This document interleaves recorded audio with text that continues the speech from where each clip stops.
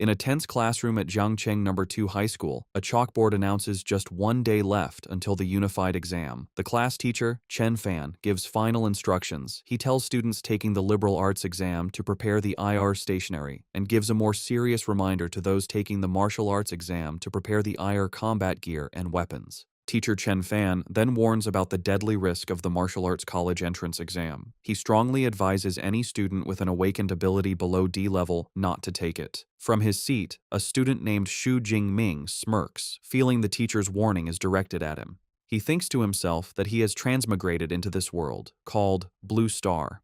It is technologically similar to his old one, but it is also inhabited by ferocious, bloodthirsty beasts. To counter this, some humans have awakened superpowers. In this world, people can awaken various abilities at age 16, which are rated on a scale from F to S. However, the majority of people only awaken skills between F and D.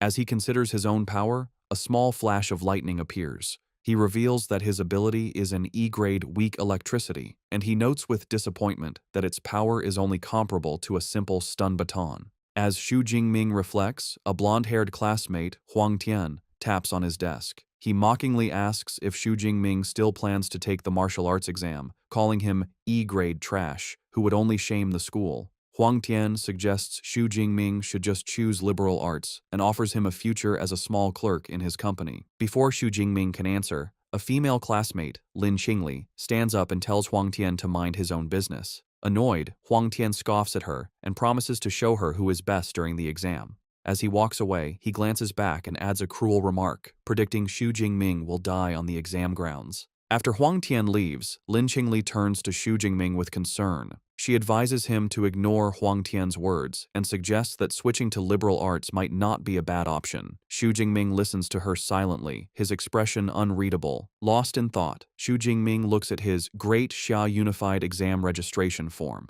The form lists his E-level elemental ability. In the Great Xia Kingdom, education is split into liberal arts and martial arts. Those with low-level abilities can choose liberal arts for an ordinary life. The martial arts path is far more dangerous. Students must enter a designated area and fight fierce beasts to the death to pass. Only by surviving can one hope to enter an ability user university. There, with years of training, even an unranked person can become a truly powerful ability user. Xu Jingming understands why his teacher and Lin Qingli are worried. He knows they fear what might happen if he takes the exam. However, he also recognizes that he cannot escape the constant threat of the beasts. This thought triggers a painful memory of a beast tide from his past, where he knelt as a child crying over the lifeless bodies of his parents. The memory strengthens his resolve. He doesn't want to be powerless again. With determination, he holds up his registration form and firmly declares that he will still choose the martial arts exam. As the sun sets, Xu Jingming is in a training hall, practicing relentlessly with a long spear. He channels his electrical ability into the weapon, causing blue lightning to crackle along its length.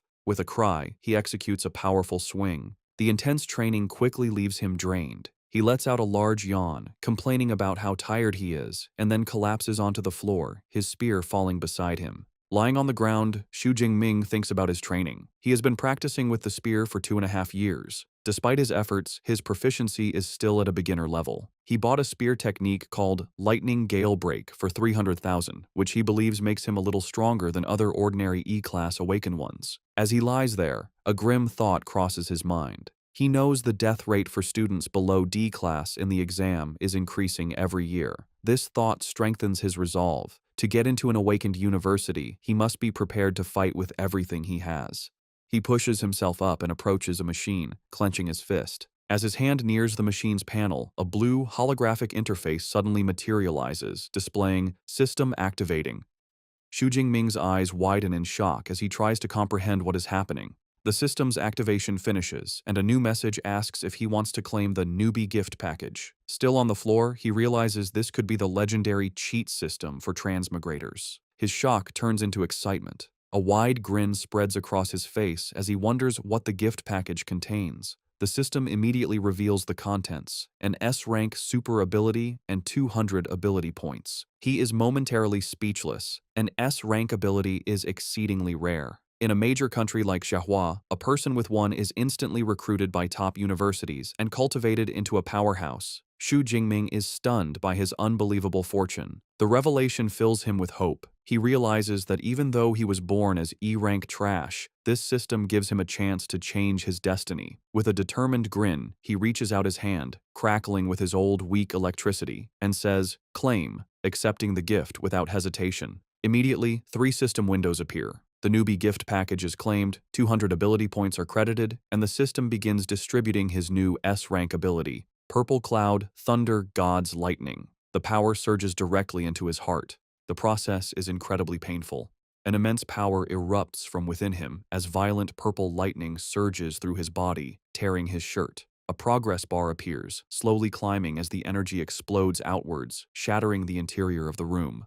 The blast is so powerful it blows out the apartment window. The commotion is noticed on the street below. A woman points up at the strange energy, and her child asks what is happening. A young man frantically makes a phone call, urging someone to call the fire department for the Shu family's child. Inside, Xu Jingming writhes in agony as the integration continues past 50%. On the streets, people look up as the sky turns dark and ominous. Above the apartment, a colossal dragon formed of crackling blue lightning materializes. The event attracts powerful individuals. A man in a high-rise wonders if a powerful beast is invading. Elsewhere, a military commander orders Jiang Cheng's 3rd Legion to high alert. Back at the apartment, the lightning dragon swirls in the sky before diving back down, funneling its immense energy into Xu Jingming's body. Xu Jingming lets out a final scream as the system's progress bar jumps to 100%. The light and pain fade, replaced by a simple message: ability transformation complete. The overwhelming energy subsides, leaving Xu Jingming in his devastated training room. He slowly clenches his fist, feeling the immense power he now commands. Potent blue and purple electricity crackles around his hand. A confident grin spreads across his face.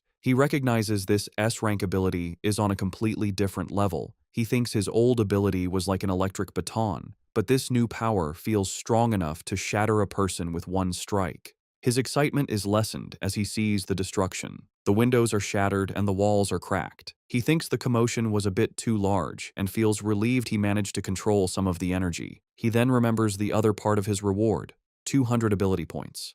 He wonders aloud what they are for as he touches the system interface.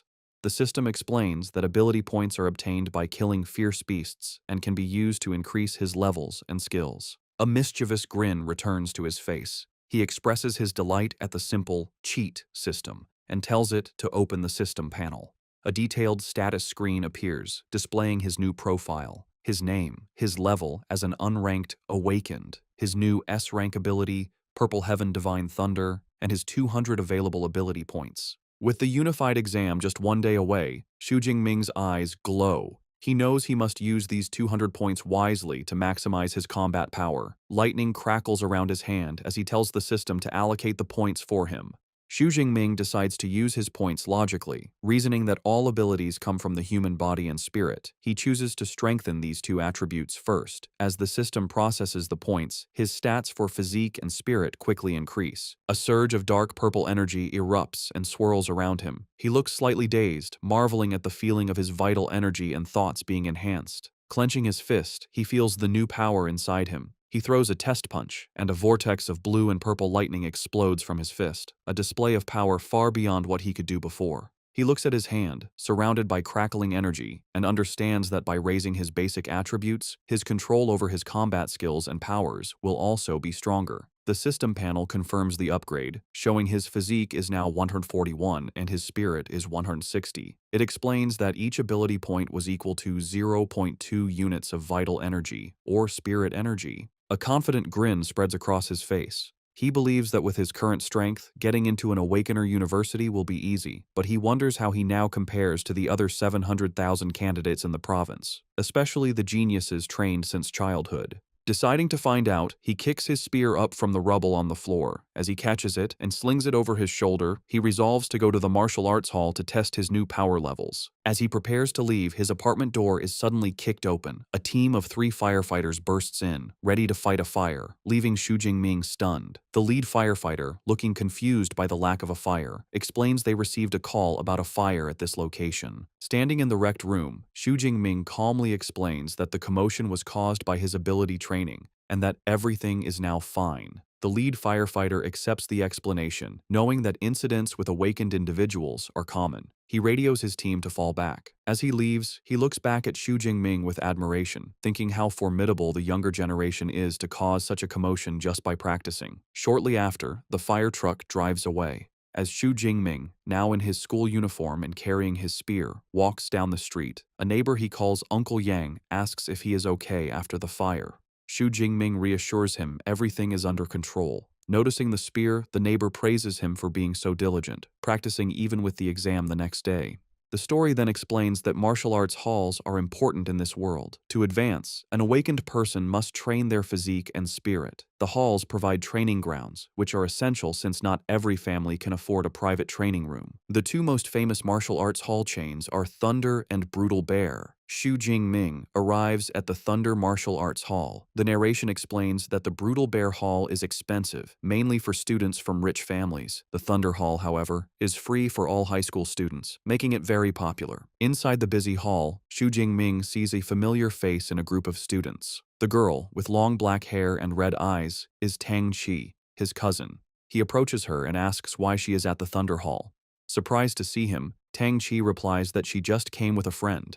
Xu Jingming politely excuses himself, telling Tang Qi and her friends to continue their visit while he heads to the training room. As he walks away, Tang Qi watches him, thinking he seems a bit different. Her cheerful friend, Xiaoya, is immediately taken by Xu Jingming's appearance, calling him handsome and asking Tang Qi who he is. Tang Qi explains he is her cousin, Xu Jingming, also a third-year student taking the martial arts exam tomorrow. Xiaoya swoons, saying he would make a great boyfriend. A male friend teases her for falling in love, and she enthusiastically agrees. Hearing this, Tang Qi decides to bring her friend back to reality. She reveals that Xu Jingming's awakened ability is only E rank. The news shatters Xiaoya's fantasy, and she cries out what a pity it is. The male friend smirks, commenting that it's commendable for someone with an E-rank ability to take the martial arts exam. Tang Qi, however, looks worried, saying courage is meaningless when the risk is so high. Changing the subject, Tang Qi reminds the group they are there to visit the hall.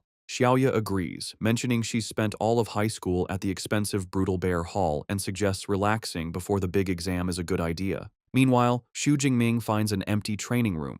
He stands before a large, round target with his spear. As he grips it, he notices it feels much lighter. He realizes the spear hasn't changed. His own body has become much stronger. He considers that this old weapon might not be suitable anymore, but with the exam tomorrow, there's no time to find a new one. He decides to first test his peak physical strength without his lightning ability. He takes a deep breath, tightens his grip, and thrusts the spear forward. The weapon slams into the center of the target with incredible force. The strike leaves a spiderweb of cracks in the advanced training target. A digital display above it flashes the number 321.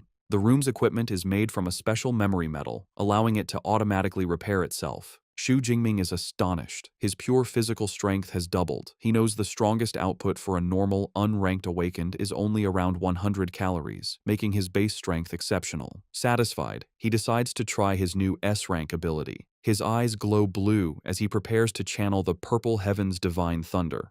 Arcs of purple and blue lightning crackle around his body. With a powerful leap, he brings his spear down on the target, creating a massive explosion of electrical energy. He looks up at the new reading, an incredible 3,021 calories. Xu Jingming is thrilled by how powerful his S-rank ability is. The standard for a first-tier awakened is only 1,000 calories. The fact that he, still unranked, can unleash an attack comparable to a mid-tier first-tier awakened shows his new potential. But he isn't done. With lightning still crackling around him, he declares that this is not his limit. He decides to use his true killer move, a technique stacking his enhanced strength, his ability, and his combat skills into one strike. He channels all his energy into the spear, which becomes covered in intense purple lightning. He swings the spear in a wide arc. As the spearhead nears the target, the lightning condenses into a single, bright sphere of power. With a fierce cry of "Break!" he unleashes the attack. The spear connects, resulting in a massive explosion of purple energy that completely engulfs the target. The force of the attack sends a shockwave through the entire martial arts hall. In the main stadium, students are shaken, with one crying out, wondering if it was an earthquake. On the training room floor, Tang Qi, Xiaoya, and their friends are thrown off balance. The male friend recognizes the powerful energy fluctuations, stating they are on the level of a true awakener. They wonder if a new Awakener-level high school student has just appeared since all the known ones train at the other hall. Driven by curiosity, Tang Chi says they should go see. The group follows the trail of energy down the corridor. As they turn a corner, they come face to face with Xu Jingming, who is leaving the area with his spearhead now wrapped in a cloth. Tang Chi calls out to him, surprised to see him there. Xu Jingming calmly says he is heading home to prepare for the exam, giving no hint of the power he just used. His friend wishes him luck but dismissively tells the group to forget him, pointing to the training room Xu Jingming just left, saying the energy came from there. The group approaches the door. Peeking inside, they see a scene of total devastation. The advanced memory metal target has been completely destroyed, and the reinforced wall behind it is a massive crater of rubble. The entire room is a wreck. Tang Chi, Xiaoya, and the others can only stare in pure shock, unable to comprehend the level of destructive power that was just unleashed in a high school training room. Staring at the destruction, Xiaoya exclaims that even the advanced memory metal was blasted through, which would require an incredibly intense attack. She wonders if any high school student in their city of Jiangcheng is actually that powerful. The brown-haired male friend dismisses the idea. Touching the crater's edge, he says the residual energy feels too violent for a high school student. He theorizes it was a powerful second-order ability user who mistakenly entered the student-level floor. Another friend agrees, adding that even a genius from the provincial capital couldn't do this, making it impossible for such a person to be in their small city. Xiaoya, however, suggests a different theory. She points out that the only person they saw nearby was Xu Jingming and excitedly suggests he might be a hidden super genius. Her friends ridicule the idea, with one asking if she's been reading too many novels. The other points out that Xu Jingming is a known E-class user who would be lucky to have an attack strength of 300. Her friend offers a more logical explanation, suggesting the powerful user simply left through the other corridor. He then turns to Tang Chi, who has been silent, and asks for her opinion. Tang Chi simply answers, "Maybe," stepping forward to inspect the damage. As she runs her hand along the shattered wall, she notices the impact marks look like they were left by a long spear. The image of her cousin with his spear flashes in her mind. A deep suspicion forms, and she silently wonders if Xu Jingming taking the martial arts exam is really him overestimating his abilities. The next day is clear and bright, the day of the martial arts exam. Dozens of buses arrive at a massive, fortified venue, dropping off students armed with various weapons. Among them is Xu Jingming, walking with a calm and confident stride, his spear on his shoulder. The students gather by a tall fence, looking into the exam grounds with a mix of awe and terror. One student complains nervously, recalling that past exams had much weaker beasts. The consensus is that this year's exam will be incredibly difficult. As the students share their fears, an arrogant voice cuts through the crowd. A long-haired young man with a large sword scoffs at their cowardice. He declares that anyone who can't deal with a unicorn rhinoceros is useless, leaving the other students speechless. Nearby, Xu Jingming's best friend, Liu Ji, asks who the arrogant guy is. Xu Jingming identifies him as Zhou Mingyang. Liu Ji explains that Zhou Mingyang is a well-known genius with a B-class ability who has already advanced to become a first-order ability user, a rare feat for a high school student. Xu Jingming looks at the prodigy with a confident smile and a competitive glint in his eye, silently wondering who is stronger. Suddenly, a loud voice calls for the candidate's attention. A stern-looking man with a scar, dressed in a military-style uniform, introduces himself as Wang Haiyang, the chief commander of the exam. He says that before the exam begins, he will review the important precautions. Standing on a military vehicle, Commander Wang Haiyang announces the exam will last 12 hours, from 9 a.m. to 9 p.m. He gestures to the vast, ruined town that serves as the exam venue. He explains that it is divided into 4 zones: outer, central, inner, and core. Students earn points by killing beasts, with the score increasing based on the beast's rank and strength. The commander's expression turns grave as he gives his final warning. He says the core area is like a bonus question, meant only for the top students. He urges everyone to act according to their abilities and not foolishly risk their lives for a higher score. Listening to the commander, Xu Jingming reflects on his own abilities. Before his power-up, he would have been limited to the outer area, but now, filled with power and ambition, he is determined to charge deep into the inner circle, and perhaps even challenge the core area. An announcement is made for students to get their exam supplies. Xu Jingming and his friend approach their teacher, Chen Fan, who is handing out tactical backpacks. Xu Jingming receives his pack, which contains a smartwatch for tracking points, a backpack with energy bars, a drink, and a medical kit, and a safety ball that can create a high-voltage grid to ward off beasts. As teacher Chen Fan hands Xu Jingming his supplies, he offers one last piece of advice. He reminds Xu Jingming that his life is more important than anything, even if using the safety ball ends the exam early. Xu Jingming respectfully thanks his teacher. Just then, a familiar voice calls his name. He turns to see his classmate, Lin Qingli, running towards him. She kindly offers him a spot on her team. With her is their class president, Liu Qin, a C-class user who says he will protect Xu Jingming in the exam hall. However, another student objects, arguing that the exam is a serious competition. He complains that taking on an E-rank student like Xu Jingming will hurt their chances of getting a high score. Another teammate angrily agrees, accusing Liu Qin of changing their plan. The two objectors make it clear they don't want to be saddled with a burden. The insults infuriate Xu Jingming's friend, Liu Ji, but Xu Jingming calmly holds him back. With a polite smile, Xu Jingming declines the offer. He tells Liu Qin and Lin Qingli that he appreciates their kindness, but plans to go in alone. A concerned Lin Qingli reluctantly accepts his decision, urging him to be careful. The student who had complained smirks and suggests they go find the powerful Huang Tian to team up with instead, letting out a mocking laugh as they walk away. Xu Jingming watches them go with a confident smirk of his own, thinking that he is more than capable of getting a high score by himself.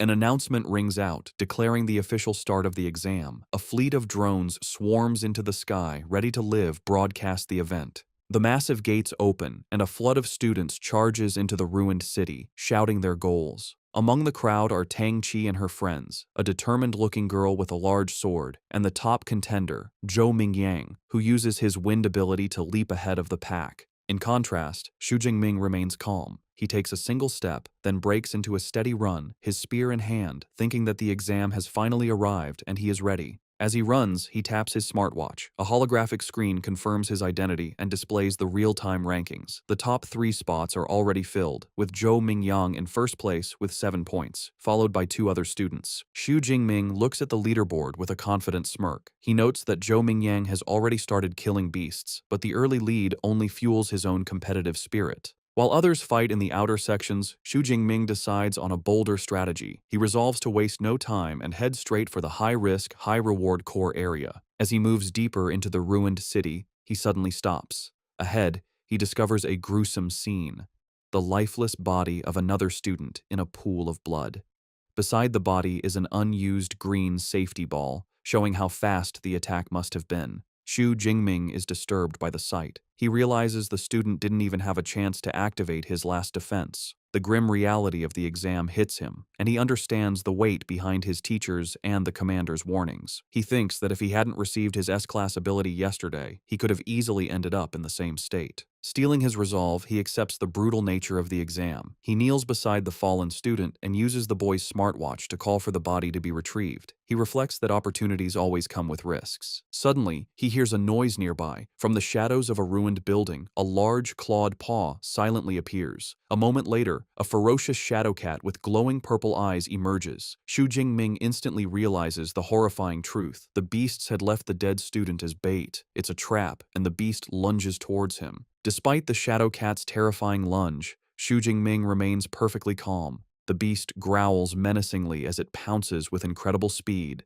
its shadowy claws extended. But Xu Jingming is even faster. With a fluid, casual movement, he sidesteps the attack, letting the beast fly past him. The shadow cat lands gracefully, its glowing purple eyes locked on its prey. Its reputation is well earned. With an agile body, sharp claws, and a bite force of over 1,000 kilograms, it is a deserved newbie killer. It lets out a ferocious roar, trying to intimidate Xu Jingming. As he faces the beast, Xu Jingming thinks about what makes these creatures so dangerous. He knows fierce beasts have a special, terrifying aura that can paralyze their prey with fear. He's heard that most awakened people, when facing a fierce beast for the first time, become helpless under this pressure, unable to use even 30% of their strength as they wait to be killed. He thinks about how wealthy families hire bodyguards to take their children into the wilderness, to get them used to this aura from a young age, a privilege he never had. Knowing this is his first true battle against a fierce beast, he readies his spear as the shadow cat lunges at him again. The beast closes the distance instantly, its mouth wide open, but Xu Jingming stands his ground, completely unaffected. Arcs of purple lightning crackle along his spear as he channels his power. In a single, swift motion, he thrusts the spear forward, the lightning-infused tip piercing through the shadow cat's head and killing it instantly. He looks down at the dead creature with a thoughtful expression. He realizes the beast's intimidating aura had no effect on him. A moment later, a blue holographic window appears from his smartwatch, confirming the kill. Killed one unranked fierce beast, a shadow cat. Ability points, +3. A note explains that fierce beasts are ranked from 1 to 9, and those below rank 1 are unranked, corresponding to unranked human awakened people. Xu Jingming looks at the map of the venue on his watch. He considers that killing beasts grants him ability points, but he seems unimpressed by the small reward, thinking that unranked beasts give far too few points. Realizing he is unaffected by the intimidating aura of fierce beasts, Xu Jingming concludes there is little point wasting time in the outer area. He resolves to get to the more dangerous central area as quickly as possible. He begins his journey deeper into the exam venue, cutting a bloody path through the unranked beasts. He effortlessly kills shadow cats, iron-furred pigs, and wolf-like creatures, gaining a steady 3 to 5 ability points with each kill. However, he identifies a flaw in his approach. While he has gained ability points, he recognizes that he lacks actual combat experience. His new S-rank ability is so overwhelmingly powerful that it kills unranked beasts instantly, preventing him from honing his fighting skills. He also considers the high energy cost of his new power. He knows higher-ranked abilities consume more energy. Unlike his old E-rank ability that could last for hours, he can't maintain his S-rank power at full strength for even an hour. With the exam lasting 12 hours, he understands he cannot waste energy before reaching the core area. He decides on a new strategy. He will kill fierce beasts using only his spear technique to gain experience and conserve power. Just as he makes this decision, a new, much larger threat appears, a formidable bipedal unicorn rhinoceros. The massive beast roars and charges, tossing a wrecked car aside with its immense strength. Instead of retreating, Xu Jingming stands his ground and faces the charge head-on. The powerful impact of the rhino's horn sends him flying backward. With incredible agility, Xu Jingming uses the momentum to flip himself in mid-air, positioning himself directly above the beast. Before the rhino can react, he dives down, landing on its back and plunging his spear deep into its skull with a single precise strike. The massive beast collapses, defeated. Breathing slightly, Xu Jingming is surprised by how much faster his killing speed has become, noting that even a powerful beast like the rhinoceros wasn't much of a challenge. A thought strikes him, and he wonders if his spear technique broke through to a higher level without him realizing it. He summons his system panel, which confirms his suspicion. His spear technique has leveled up to the intermediate stage, and his ability points have risen to 256. He concludes that relying on his spear technique is the most effective way to boost his strength. Feeling how fluid the intermediate technique is, he wonders what would happen if he improved it further. Using his accumulated points, he decides to upgrade his spear skill again. The effect is instant. A massive influx of advanced spear techniques and complex movements floods his mind, integrating into his muscle memory. He clutches his head, amazed by the sheer volume of skill he just acquired. With a wealth of new techniques, Xu Jingming feels a surge of confidence. Gripping his spear, he stands tall amidst the ruins with a predatory smile. He declares that he can't wait to find a first-rank, fierce beast to test his new skills on. At the same time, in another part of the outer area, Lin Qingli and her team are moving through the streets. Suddenly, Lin Qingli stops, puzzled. In the distance, she thought she saw a familiar silhouette. She voices her thought, saying she thinks she just saw Xu Jingming. One of her teammates dismisses the idea, asking if she's seeing things. He argues it couldn't be Xu Jingming, as it would be suicide for someone with his E-rank strength to be this deep into the exam zone. Lin Qingli is filled with doubt, but can't shake the feeling that she saw her classmate. She begins to worry about him. Her thoughts are interrupted when another teammate calls them over. The group rushes to find him standing before the massive, freshly killed corpse of the unicorn rhinoceros. They see that the blood on its wounds isn't dry, meaning it was killed just minutes ago. They examine the fatal injury, a clean, penetrating wound to the head made by a long-handled weapon. One of them exclaims that it's a spear wound. The pieces click together in Lin Qingli's mind. The spear wound, the timing, and the silhouette all point to one conclusion. She wonders aloud if the person she saw could really have been Xu Jingming. The skeptical teammate scoffs at the suggestion. arguing that a unicorn rhinoceros is a beast that only a C-rank awakened person could defeat alone.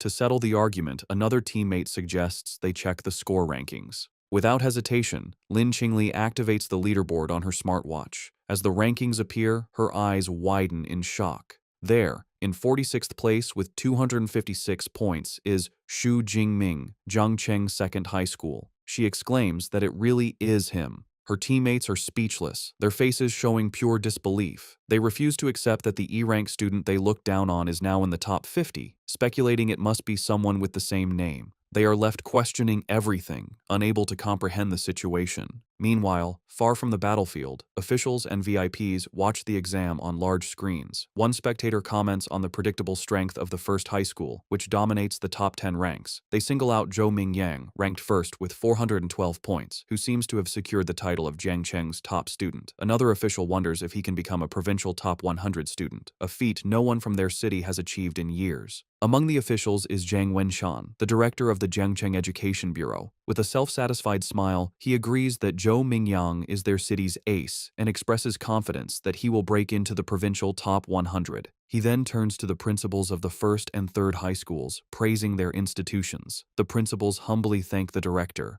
While praising the top schools, Director Zhang Wenshan turns to the principal of the second high school, Zhao Yao. He condescendingly tells him that his school needs to work harder, noting their best student is only ranked 18th. The principal sweats nervously, bowing and stammering his agreement. Principal Zhao Yao is inwardly fuming. He knows that among the top 50 students, only 8 are from his school. He mentally lists his top students, including Xu Jingming, urging them to get their act together. A moment later, he pauses. The name Xu Jingming doesn't sound familiar. He wonders aloud who this student is and why he's never seen the name before. He turns to the teacher beside him, who is Chen Fan, and asks about Xu Jingming. Upon hearing that his supposedly weakest student is in the top 50, teacher Chen Fan has a jaw-dropping reaction of pure shock. He takes a moment to compose himself, wiping sweat from his brow. He recalls that Xu Jingming is an E-rank awakened and wonders if the boy had been hiding his true strength, but he dismisses the thought as impossible. He looks up at the monitors in frustration, realizing that since only the top 10 students have dedicated camera feeds, there is no way for him to see how Xu Jingming is accumulating so many points. Meanwhile, back in the exam venue, Xu Jingming has pushed through the outer area and arrived at the central area, a zone with a much higher danger level. He walks calmly through the streets, crushing a bottle underfoot. Taking a moment to eat an energy bar, he observes that the number of fierce beasts has decreased. He knows this is because ranked beasts have developed intelligence and a sense of territory, making them more difficult opponents. Suddenly, his sharp senses pick something up. His eyes narrow as he announces that his target has arrived. An instant later, a powerful striped beast bursts through a pile of wrecked cars. The creature is a first-rank fierce beast, an arm-blade tiger named for the sharp, blade-like bones on its forelimbs. Xu Jingming stands his ground, unfazed. He remarks on his good luck, pleased to have encountered a first-rank beast so soon. With a confident and eager expression, he readies his spear, declaring that this powerful opponent is the perfect test for his newly upgraded spear technique. The arm-blade tiger lets out a ferocious roar and lunges, its powerful claws ready to attack. Xu Jingming remains calm and composed, holding his spear defensively. With a graceful spin, he deflects the tiger's initial pounce, expertly parrying the beast's attack with the shaft of his spear. The force of the blow causes the tiger to recoil slightly. Xu Jingming, however, seems completely unimpressed. With a confident smirk, he mockingly asks if this is all the power a first-tier beast has, musing that it would take a Tiger King to make him use more effort. His taunt enrages the beast. Declaring that he is sending it on its way, Xu Jingming goes on the offensive. He leaps forward with incredible speed, his spear becoming a blur as he lands a clean, deep strike on the tiger's shoulder, drawing blood. The beast roars in pain and fury, but Xu Jingming gives it no time to recover, maintaining his calm, focused stance. His attack has only enraged the first-rank beast further. Its eyes begin to glow with a menacing teal light. It rises up on its hind legs, towering over Xu Jingming, and lets out a deafening roar as it prepares to unleash its full power. The arm-blade tiger brings its massive, bladed paws down in a devastating swipe. Xu Jingming, showing incredible reflexes, dodges the attack and uses the momentum to swing himself around a nearby lamppost, avoiding the deadly claws and setting himself up for a powerful counterattack. Landing gracefully after his acrobatic move, Xu Jingming acknowledges the tenacity of the first-tier beast. He can see that despite its injuries, the arm-blade tiger still wants to put up a desperate struggle. Deciding to end the fight, he declares that any further resistance is futile. He begins to channel his spear technique, lightning gale break, and a vortex of blue energy swirls around his weapon. With a powerful war cry, he unleashes the technique. His body becomes a blur as he executes a devastating spinning attack, the energy from his spear creating multiple slashing arcs of light. The attack connects, and the tiger lets out a final, agonized cry as the powerful technique tears through its body. The massive beast collapses to the ground, defeated. A notification immediately appears on Xu Jingming's smartwatch, confirming the kill of a first-tier armored tiger and awarding him 14 ability points. He notes with satisfaction that the points from a first-tier beast are almost double what he gets from an unranked one. A new perspective dawns on him. He realizes that while the exam hall is a place of danger for others, for him, it is a perfect treasure ground to level up. With renewed determination, he vows to harvest as many ability points as he can by hunting the most powerful beasts. Back in the audience stands, the atmosphere is tense as officials and teachers watch the live rankings. The leaderboard shows Xu Jingming is now tied for 32nd place with 328 points. An official turns to teacher Chen Fan, asking if this surprising student is from his class. Suddenly, Chen Fan is the center of attention. Other teachers praise him, marveling that only students from his class have broken into the top 50 from their school. They compliment his teaching methods. A flustered Chen Fan humbly deflects the praise, insisting it is all due to the student's own hard work. Their conversation is cut short when someone shouts and points at the screen. Xu Jingming's ranking has skyrocketed again, jumping to number 25. One official exclaims in disbelief that he somehow gained 44 points at once. Director Zhang Wenshan mentally calculates the point values, recalling that a peak unranked beast is worth 6 tier 8 points, while a low-grade first-tier beast is worth 14 to 16 points. Principal Zhao Yao continues the thought, his face pale with shock. He remembers that the kill count updates every 4 seconds, and an impossible realization begins to form in his mind. Director Zhang Wenshan completes the stunning calculation. Within a mere 4 seconds, Xu Jingming must have killed either 5 peak unranked beasts or 3 low-grade first-tier beasts. A pleased smile spreads across his face as he remarks that this kind of performance hasn't been seen in years. He turns to Principal Zhao Yao and comments that this student is a very good prospect, asking why he has never heard of him. The principal, still flustered, admits he has only just found out about Xu Jingming himself and says they will have to ask the boy's homeroom teacher. He immediately summons a nervous teacher Chen Fan, telling him to explain Xu Jingming's situation to the leaders, specifically asking about his talent. Standing before the city's top education officials, a sweating Chen Fan stammers out the unbelievable truth. Xu Jingming awakened an E-grade ability. Weak electricity.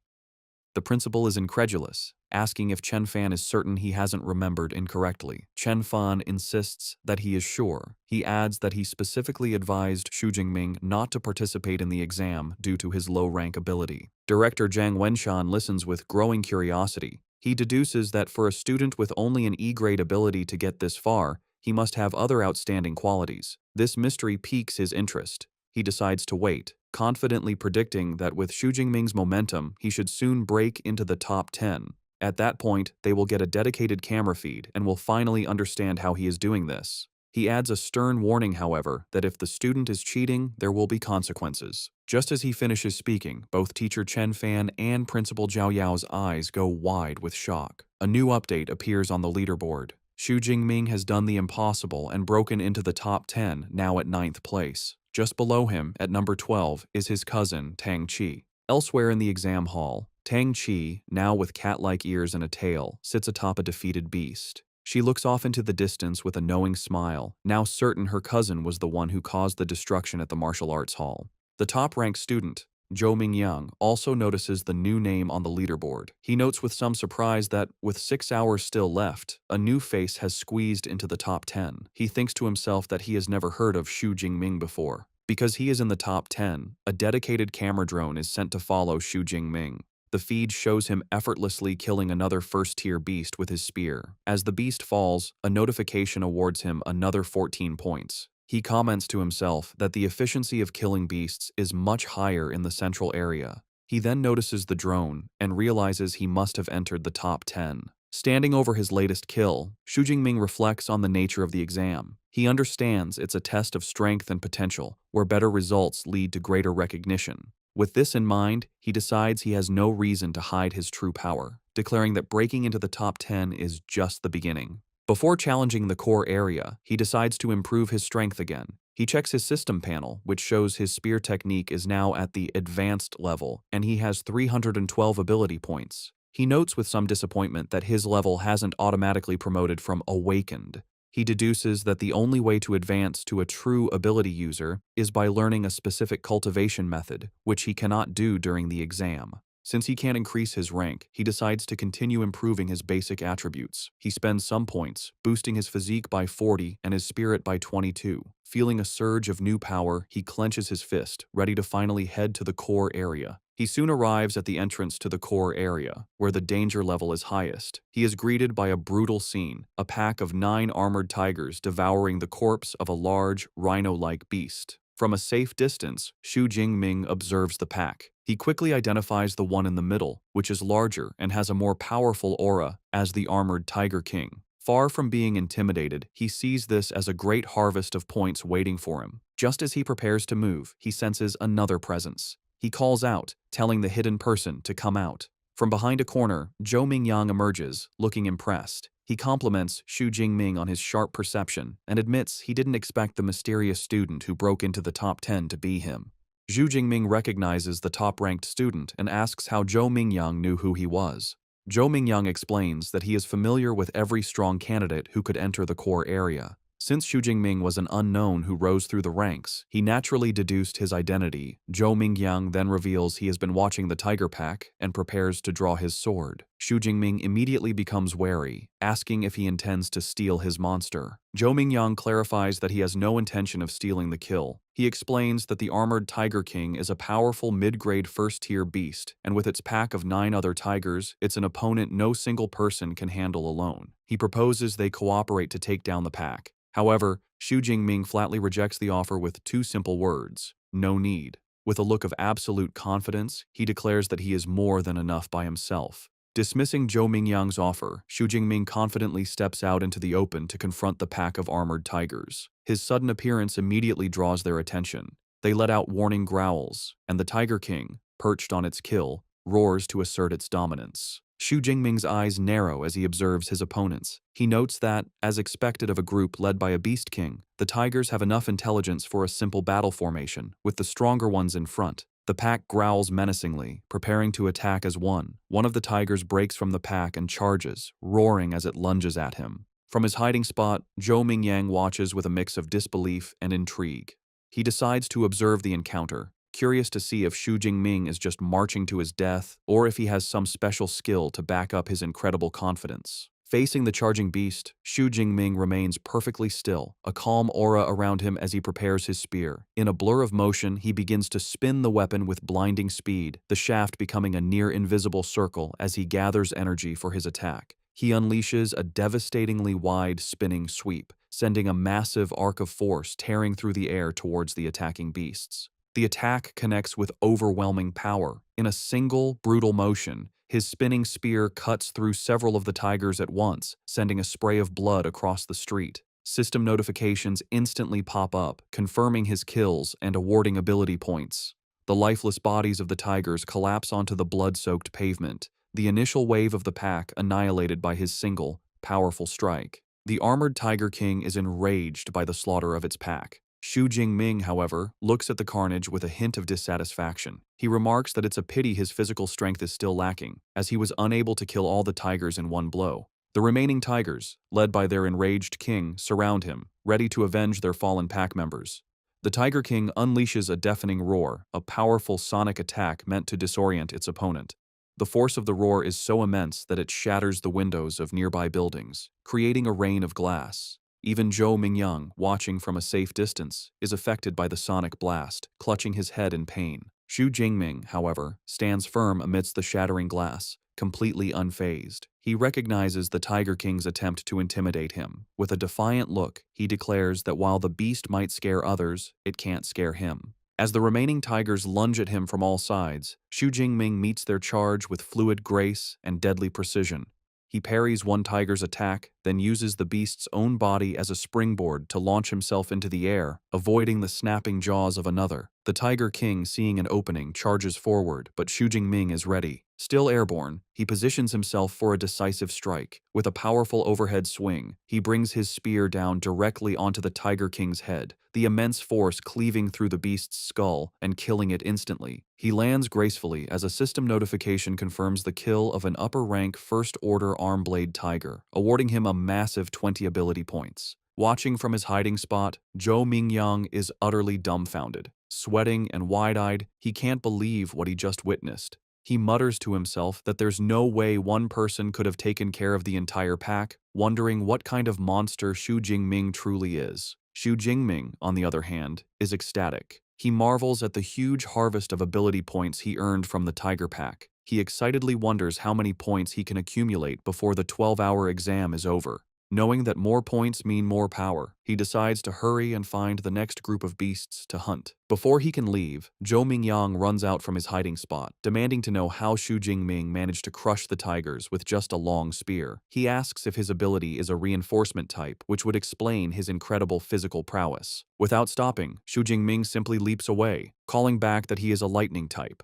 Zhou Mingyang is left fuming, not believing the answer. He clenches his fist in frustration, thinking Xu Jingming is being dismissive. A moment later, he realizes that with so many new kills, Xu Jingming's score is likely to catch up to his. He quickly checks the leaderboard on his smartwatch. To his absolute horror, he sees that Xu Jingming has not just caught up, but completely surpassed him. The leaderboard now shows Xu Jingming in first place with 1,122 points, while he has been pushed down to second with 985. The realization leaves him screaming in frustration. Back in the audience stands, the officials are erupting with excitement. Director Zhang Wenshan stands up and declares that Xu Jingming's high-level spearmanship confirms he is a genuine genius. He claps a beaming Principal Zhao Yao on the shoulder, announcing that with Xu Jingming representing them, Zhang Cheng can definitely get into the provincial top 100. He promises a commendation for the second high school after the exam, much to the principal's tearful delight. Principal Zhao Yao is overcome with emotion, thinking what a huge surprise Xu Jingming has been, finally giving his school its day to shine.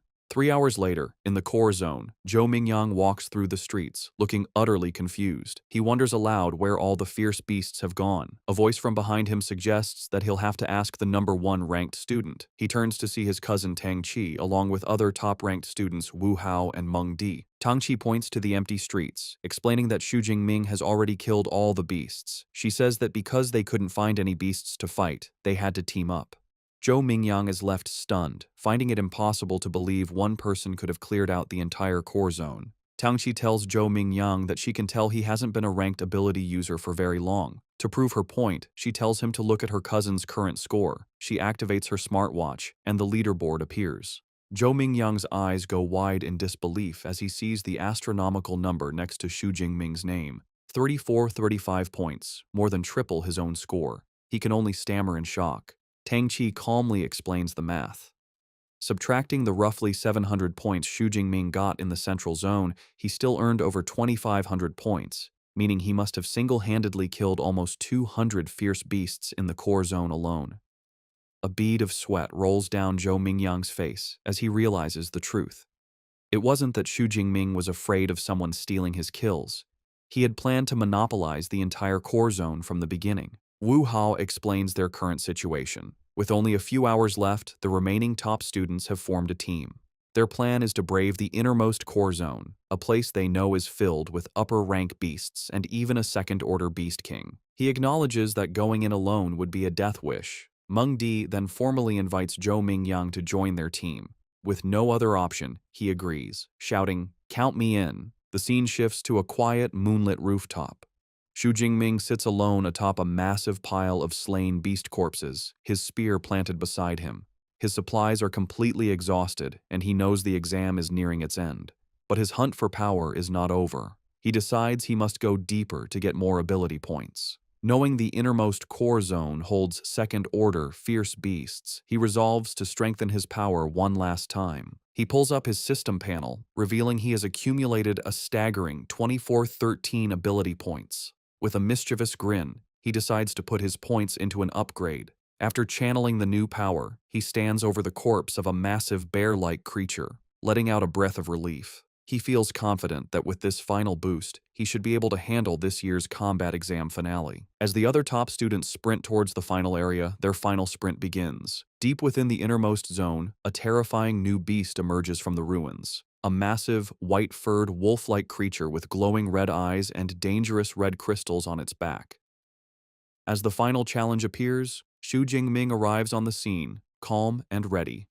He holds his spear, a confident look on his face as he wonders what kind of second-order fierce beast the exam has arranged for him this year. Just as Xu Jingming arrives for the final challenge, the team of top-ranked students also reaches the innermost core zone. They immediately identify the massive, crystal-backed creature as a bloodthirsty savage bear. The beast shows its incredible power by smashing a wrecked car with a single swipe of its paw. The sight fills the team with dread. Zhou Mingyang exclaims that they are in big trouble. Mengdi explains that this rare beast has a hide as tough as E-grade alloy, which even missiles can't pierce. She adds with terror that a single strike from its paw could kill them all instantly.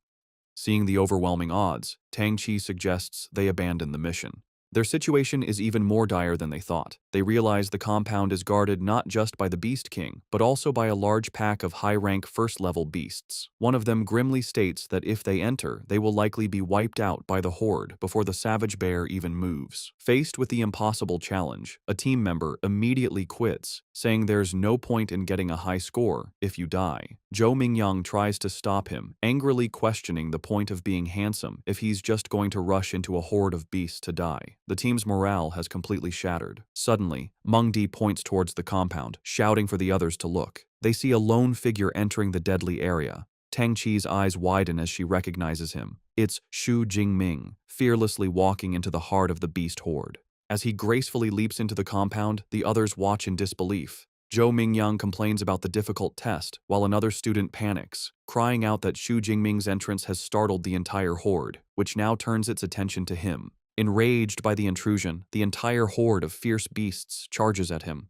Xu Jingming stands his ground in the center of the street, and in an instant, he is completely engulfed by the snarling creatures. Watching from the rooftop, the other students are horrified. Tang Qi worries for her cousin, but Wu Hao remarks that he was too reckless. Tang Qi declares she has to go help him. Meng Di grabs her arm, trying to stop her, and Wu Hao calls her crazy, saying it's a pointless death. Tang Qi desperately insists that Jingming is her cousin, and she can't just watch him die. Before she can act, a massive explosion of purple and blue lightning erupts from the center of the beast horde. The raw power creates a blinding flash, forcing the students on the roof to shield their eyes. Zhou Mingyang stares, wondering aloud if this is the lightning superpower Xu Jingming mentioned earlier. The lightning dissipates, revealing a scene of utter carnage. The entire horde of first-level beasts has been wiped out, their charred bodies scattered around a lone, unharmed figure. Xu Jingming stands in the devastation, purple lightning crackling around him. He acknowledges that his physical strength alone wasn't enough, so he had to use his superpower. A confident smile plays on his lips as he feels the immense power of his S-grade ability.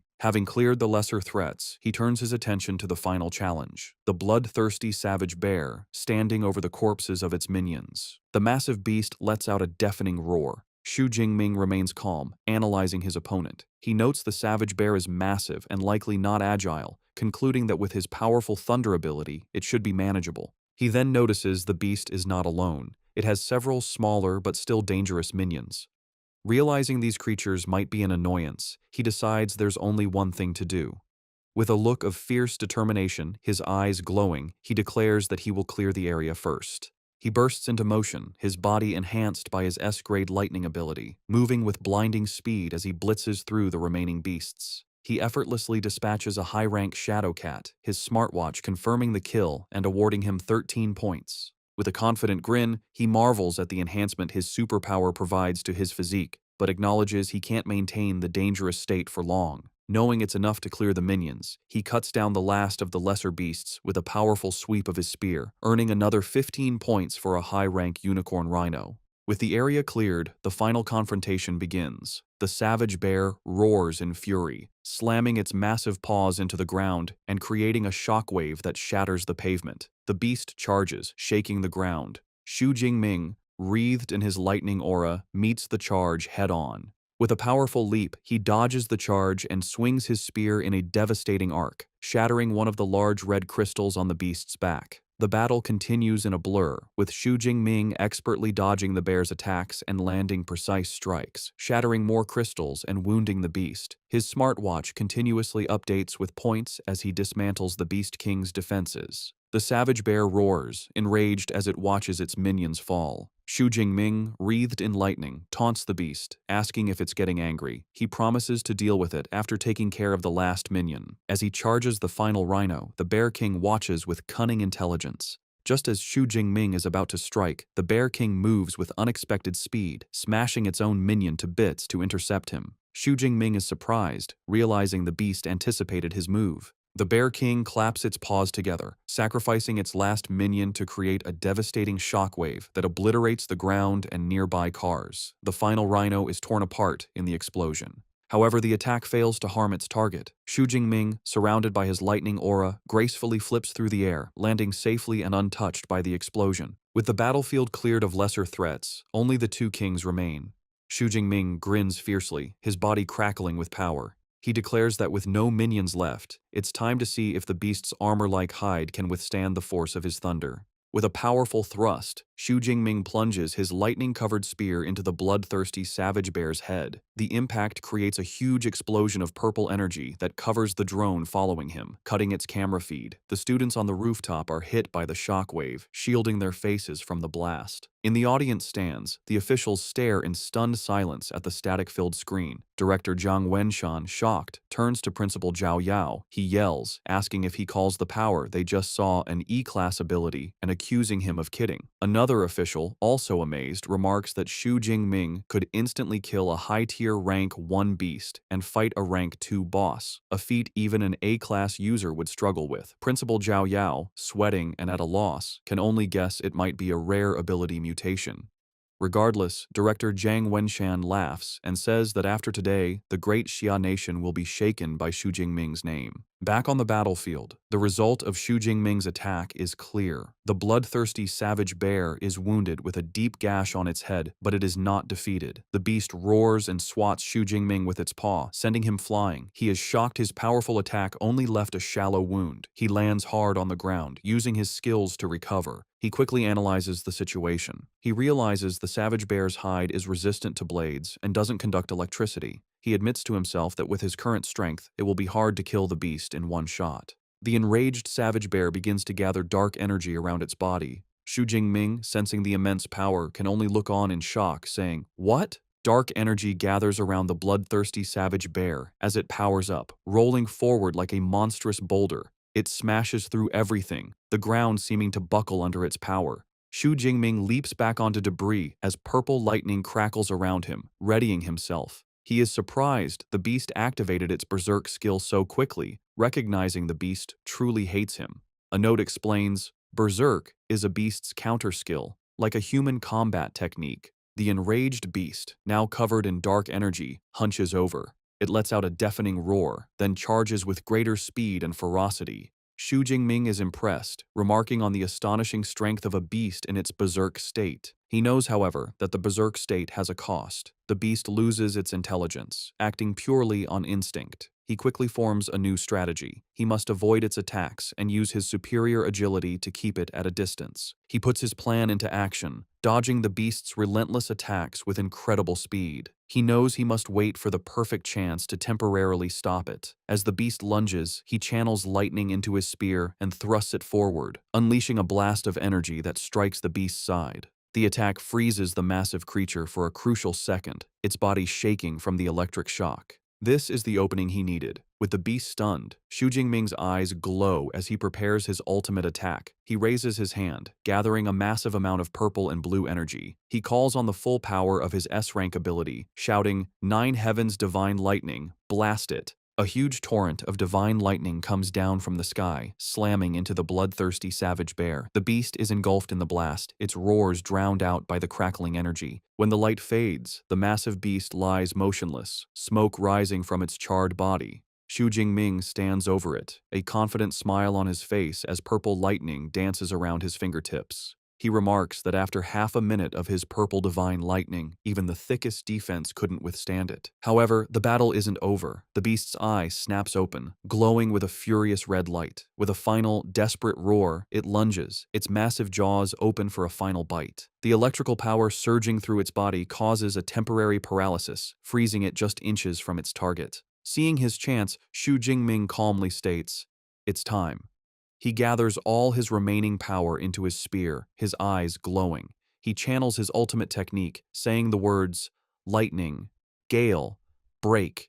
He unleashes the attack, a massive sphere of lightning that slams into the paralyzed beast's open mouth. The explosion is immense, a vortex of power that tears through the beast from the inside, creating a huge crater in the street. The force of the blast finally brings the mighty second-order beast down for good. Its massive body collapses onto the pavement, defeated. A system notification confirms the kill and awards him plus 124 ability points. Kneeling beside the Beast King, Xu Jingming breathes a sigh of relief, stating the final battle is over. He reflects that to deal with the second-order beast, he upgraded his Lightning Gale technique, and he is pleased with its power. A triumphant smile spreads across his face. He notes that although the battle only lasted 2 minutes, it was the most exhilarating he has ever experienced. He then wonders how many points he will get after clearing out all the beasts in the core area. The exam ends as night falls. Back in the audience stands, the final results are displayed on the main screen, and the crowd roars. In first place is Xu Jingming, with an unbelievable score of 10,835 points. In a distant second is Zhou Mingyang, with 1,103 points, followed by Wu Hao, with 945.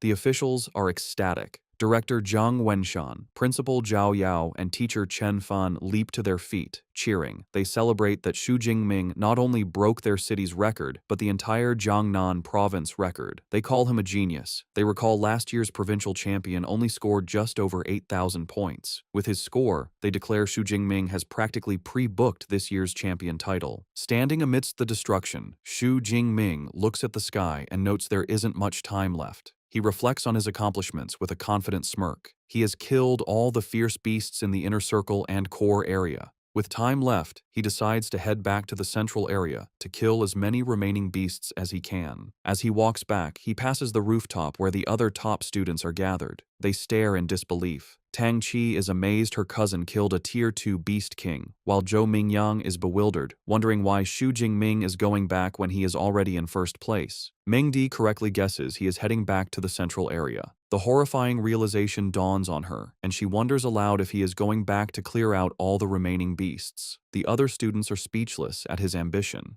The reality hits them. Zhou Mingyang realizes that with Xu Jingming's speed, he might actually do it. If they don't leave soon, they might not get a single point in the last hour. He declares their team-up is over and leaves first. The others quickly follow, scrambling to hunt for any remaining beasts. 1 hour later, an official announcement echoes across the exam venue. The 2037 Zhangcheng Martial Arts College entrance examination has concluded. Killing beasts no longer counts, and all candidates are told to return. Throughout the venue, the remaining students react. A tired Tang Qi wipes sweat from her brow, sighing that it's finally over. Elsewhere, one student despairs over being one beast away from passing, while another celebrates just barely making it. In the midst of the carnage, Xu Jingming stands over his final kill, looking unsatisfied. He wonders why the exam had to end so quickly, feeling he wasn't quite finished. As students exit the exam venue, they are greeted by guards, their faces a mix of exhaustion and relief. Outside, Tang Qi's friend Xiaoya is still reeling from Xu Jingming's power. She clings to Tang Qi, asking for the third time if Xu Jingming is really her cousin. Tang Qi, looking weary, confirms he is. Xiaoya's crush has returned. With a blush, she begs Tang Qi for his contact information. Tang Qi reminds her that just yesterday she wasn't interested. Xiaoya quickly says things are different now that he is first in the exam and continues to beg. Their conversation is interrupted by a commotion. Someone shouts that Xu Jingming is coming out. A massive crowd of students swarms the exit, desperate to see the new champion. Xu Jingming emerges from the gate, his expression calm and his spear on his shoulder. He is met with cheers and congratulations. Some jokingly ask him to give them 100 of his points. He smiles and waves, taking in the sudden fame as he walks towards the buses. In the crowd, Wu Hao and Zhou Mingyang look on. Wu Hao remarks that Zhou Mingyang should have been the one in that position, but Zhou Mingyang humbly replies he is content with his score, admitting he never knew the second high school could produce such a monster. Before Xu Jingming can get on the bus, he is stopped by Principal Zhao Yao, who congratulates him and introduces him to Director Zhang Wenshan. The director informs Xu Jingming that he wants to give him a ride himself. Xu Jingming looks at the chaotic crowd and realizes it's for the best, knowing the bus ride would be full of questions. He gets into a sleek black car with the officials, which speeds away. Inside the car, Director Zhang asks Xu Jingming which superpower university he wants to attend. Xu Jingming admits he has been so focused on his strength that he hasn't thought about it. The director assures him that with his results, any university would be within his reach. However, he advises that half of the country's high-level superpower users graduate from the top 3 universities and recommends he consider them. Director Zhang Wenshan details the top 3. First is Qingjing Superpower University, affiliated with the government. Graduates can directly enter the system and serve the country. Next is Modu Superpower University, known for its excellent resources and elite clubs. Finally, there is Jincheng Superpower University, which has a long history and strong faculty.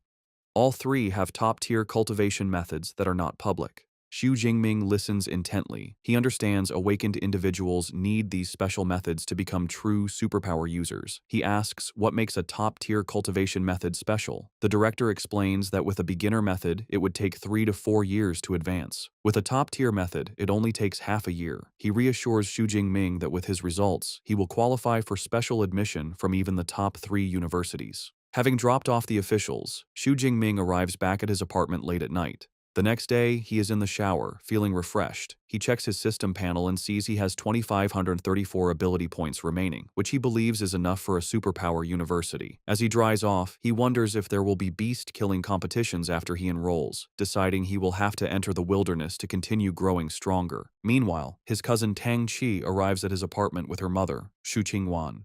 Tang Qi notices the door is broken and decides it's a perfect chance to sneak in and surprise him. They enter, and Tang Qi cheerfully shouts a surprise greeting. Her timing is terrible.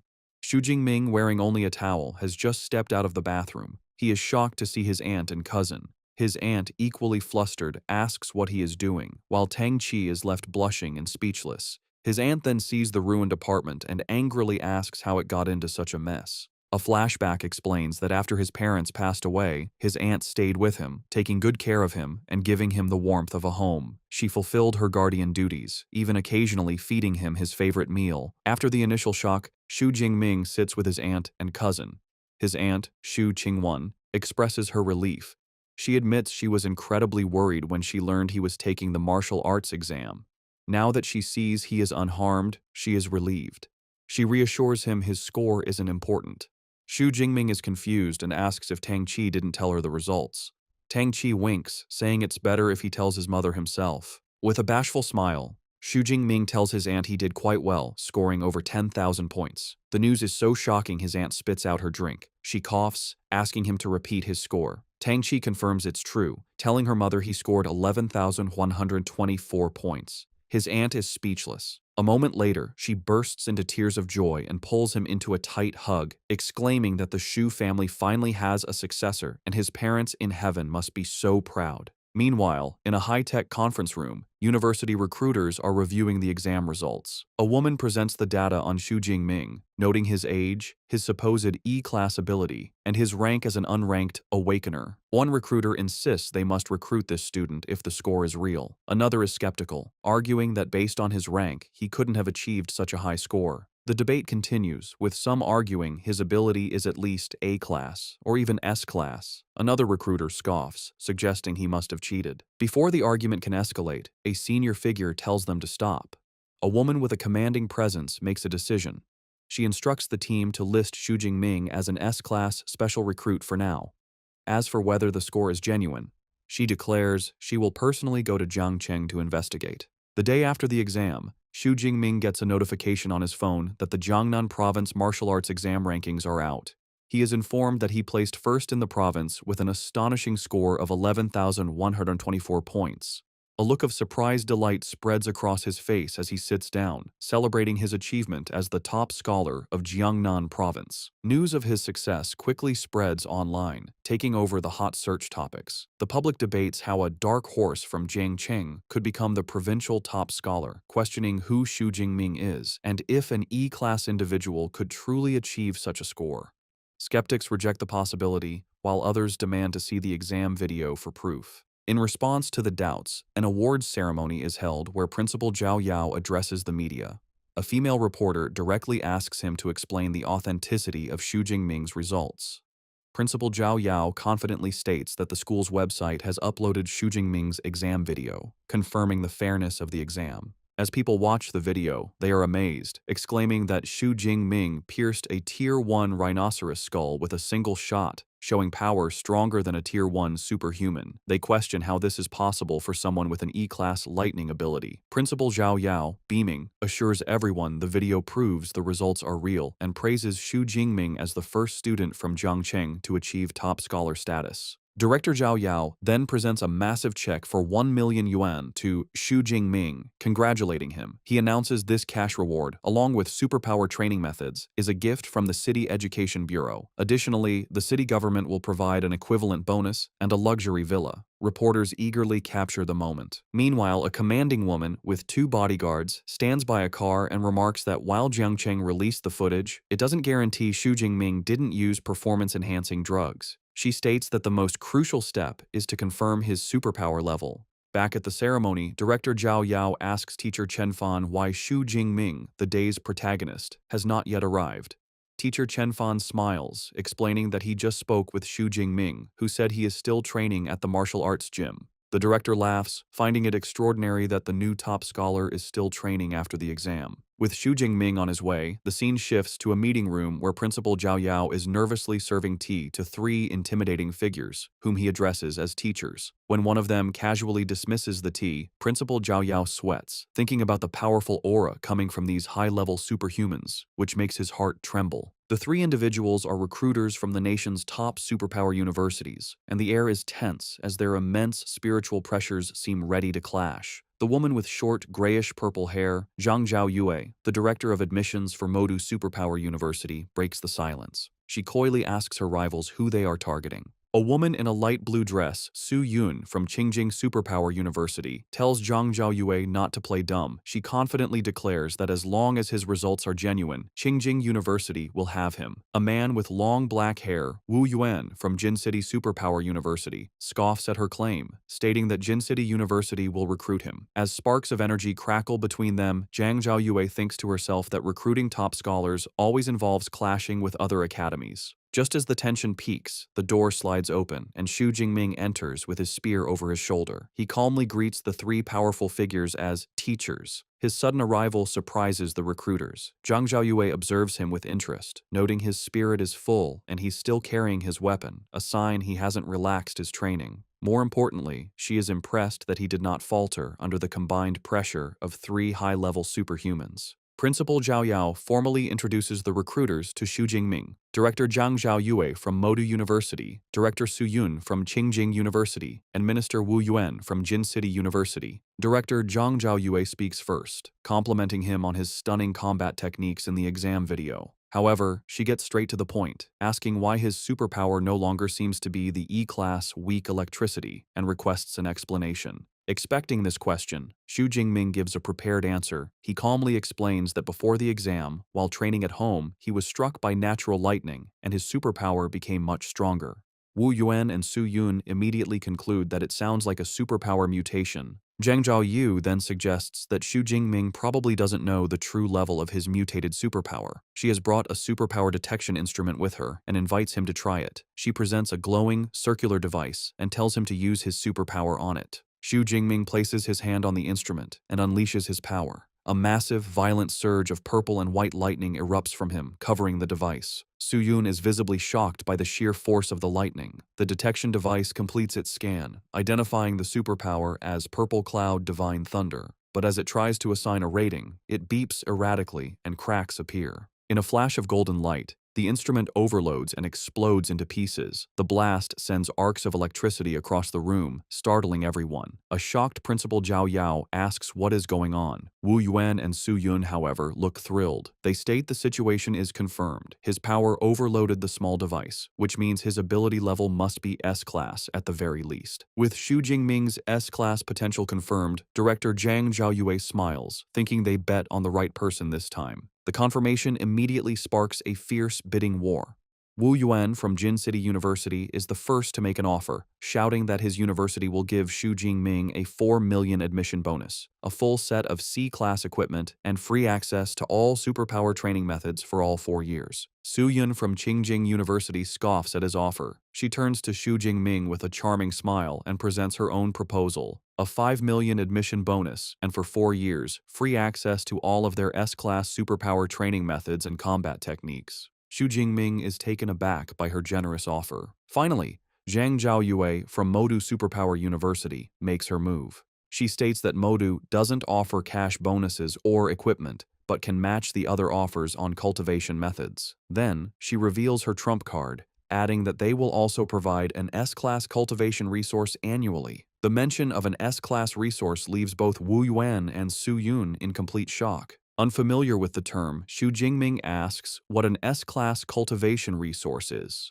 Zhang Zhaoyue explains, asking if he has heard of dragon-type fierce beasts. She says they are creatures with innate power, born at a high level of tier 4 or 5, far surpassing other beasts. She then reveals the stunning details. The S-class resources include the heartblood of an 8th-tier adult dragon-type fierce beast. After consuming this dragon blood, one's body would be greatly enhanced, and their physical strength would become comparable to that of a dragon-type beast. She emphasizes that every S-class resource is on the same level as this. The other recruiters are left speechless.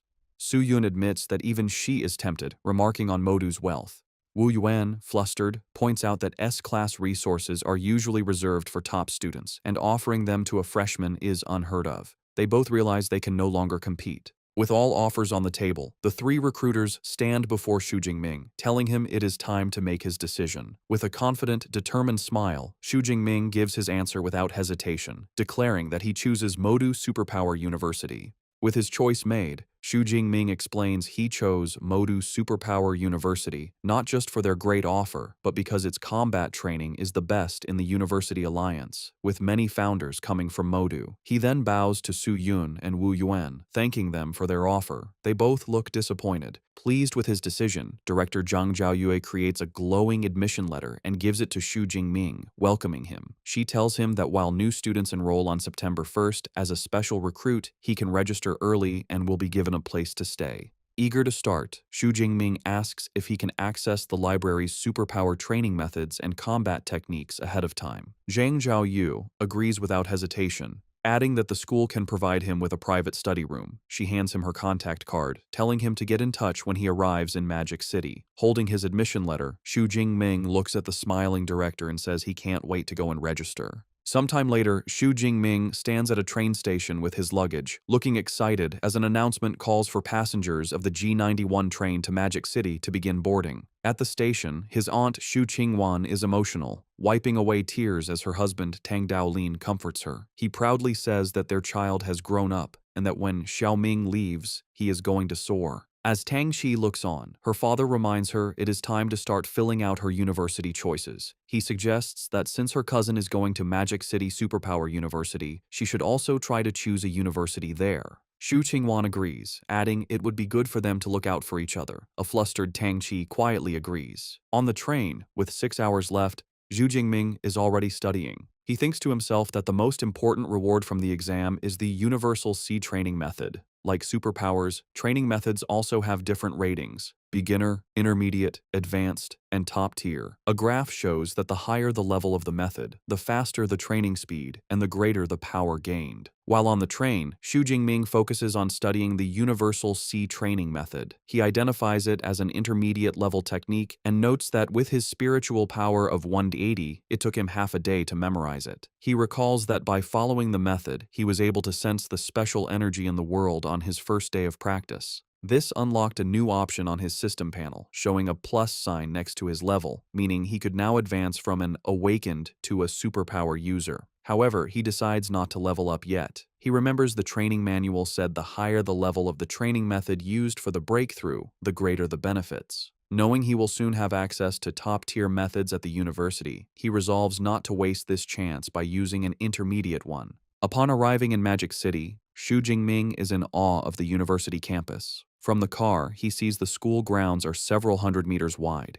He is greeted by Director Zhang Zhaoyue, who pulls up in a red sports car and welcomes him, telling him to get in so she can take him to handle admission procedures. As they drive through the stunning campus, lined with cherry blossom trees, Director Zhang Zhaoyue boasts about its size, explaining it covers 40,000 mu. She adds that even visiting students can't tour the entire campus in one day. Xu Jingming is impressed, remarking that seeing it is better than hearing about it. After a quick registration, Director Zhang Zhaoyue hands him his new student ID, an all-in-one card he can use to access the dorms. As they approach his new accommodation, Xu Jingming thinks about his past life, where he saw dorms from 4-person rooms to 3-bedroom apartments. However, nothing prepared him for what he sees next. He stares in shock at his new dormitory, a magnificent, luxurious villa. Director Zhang Zhaoyue explains that every student at Modu lives in a villa, with the luxury determined by their scores. As the provincial top scorer, Xu Jingming gets the most luxurious model, with an area of over 800 square meters. She informs him the villa is for 2 people, with an upper and lower floor, so he and his future roommate will each have an entire floor. Xu Jingming thinks that having a roommate isn't bad and is better than being alone. He reflects on his life as an orphan and admits he still prefers the warm feeling of a communal 4-person dorm as he follows the director up the steps. Inside the villa, Director Zhang Zhaoyue sits down with Xu Jingming and informs him that she will now explain a few important things about the university. She highlights 2 main points, the credit system and the mentor system. She begins by explaining that at Modu, credits are everything. They are used for all transactions, from buying meals to powerful equipment. She clarifies that 1 credit is roughly equivalent to 10,000 Daxia currency. Director Zhang Zhaoyue explains there are many ways to get credits, one of which is a fixed amount given each year based on a student's rating. As an S-class student, Xu Jingming gets 100 credits for the year. To show him, she summons a small, spherical robot, calling out, "Eva." The device floats and projects a message, confirming Xu Jingming's credit balance is 100. The director introduces the robot as Eva, the AI equipped in every dorm. She explains Eva's main body is the school's central AI, and the dorm units are subunits. However, she notes that even a subunit is a level 4 AI, capable of assisting with daily life. Xu Jingming is stunned, realizing the AI technology on Blue Star is far more advanced than in his previous life. With the first point covered, Director Zhang Zhaoyue moves on to the mentor system. She explains every student can choose a mentor they admire and ask for guidance, though the mentor must agree. Xu Jingming is intrigued, questioning if he can get one-on-one guidance as a freshman. She confirms this, adding that all mentors at the university are high-level superpowered individuals. Most have their own original combat techniques and training methods, which they do not pass on to outsiders. These secret techniques can only be learned after becoming their official disciple. Given Xu Jingming's abilities, she informs him the university has 4 mentors who specialize in the lightning element. Her top recommendation is Yang Zhentian, the dean of the Weaponry Academy. At her command, Eva projects a profile of the dean. It reveals Yang Zhentian is a 52-year-old, Tier 7 high-rank superpowered individual with an A-rank lightning superpower. He is a master of various weapons, especially the spear, earning him the title Thunder Spear.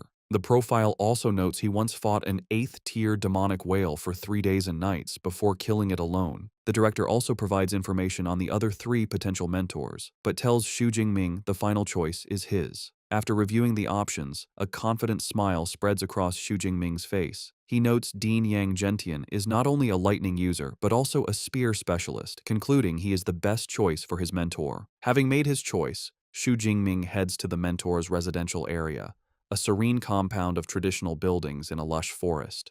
As he arrives at the grand gate of Dean Yang Zhentian's residence, he thinks that a mentor's home is far more high class than the student villas. Before he can proceed, a young man with brown hair, leaning against a stone lion, asks if Xu Jingming is also there to seek mentorship. The young man looks surprised when he realizes Xu Jingming is still an awakened, guessing he must be a specially recruited student.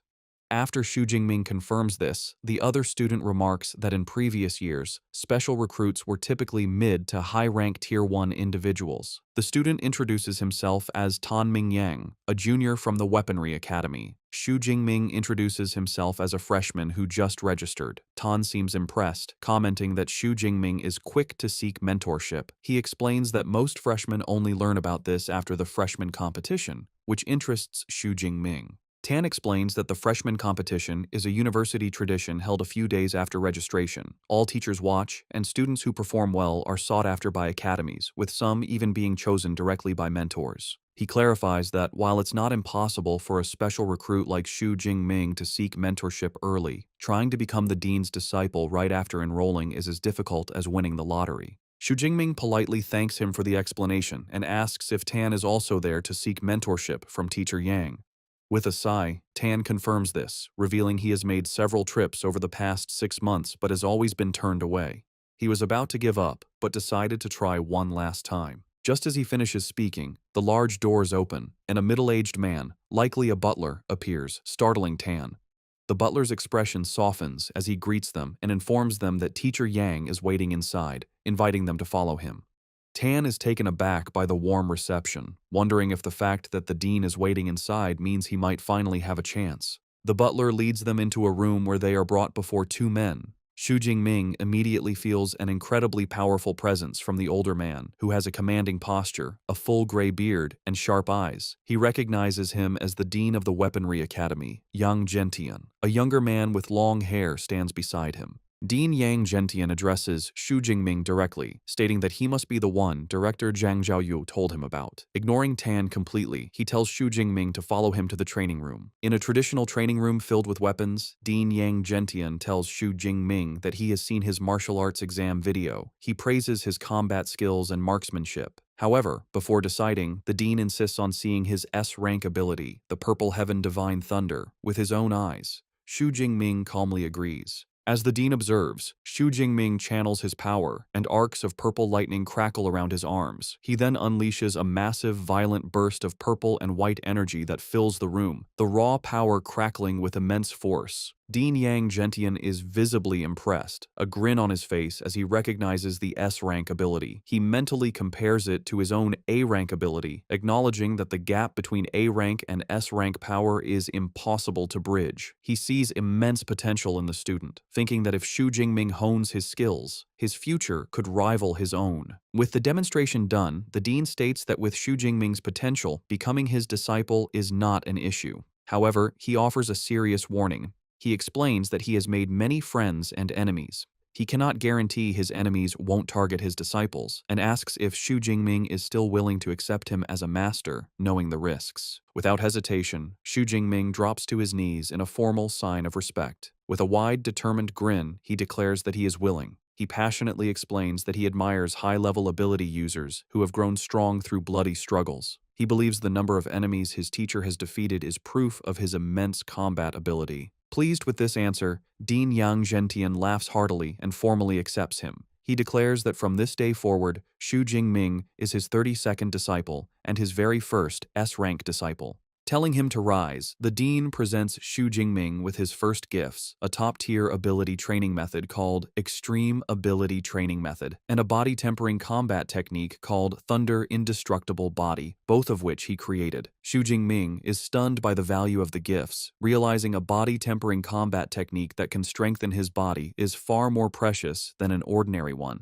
The dean explains that while the ability training method is one of only 3 top-tier methods in the school, the real highlight is the Thunder Indestructible Body technique, the culmination of his life's work. He adds that the technique has been certified by 2 major martial arts halls and has been officially rated as S-rank. The revelation leaves Xu Jingming utterly speechless, shocked to learn of an S-rank combat technique. Combat techniques, like abilities, have their own ratings, from F to SSS. The higher the rank, the more difficult it is to master, but the more powerful it will be. Xu Jingming reflects on this, realizing the terrifying extent of his new master's talent. He knows that most 7th-level masters are exceptional if they can create an A-rank combat technique.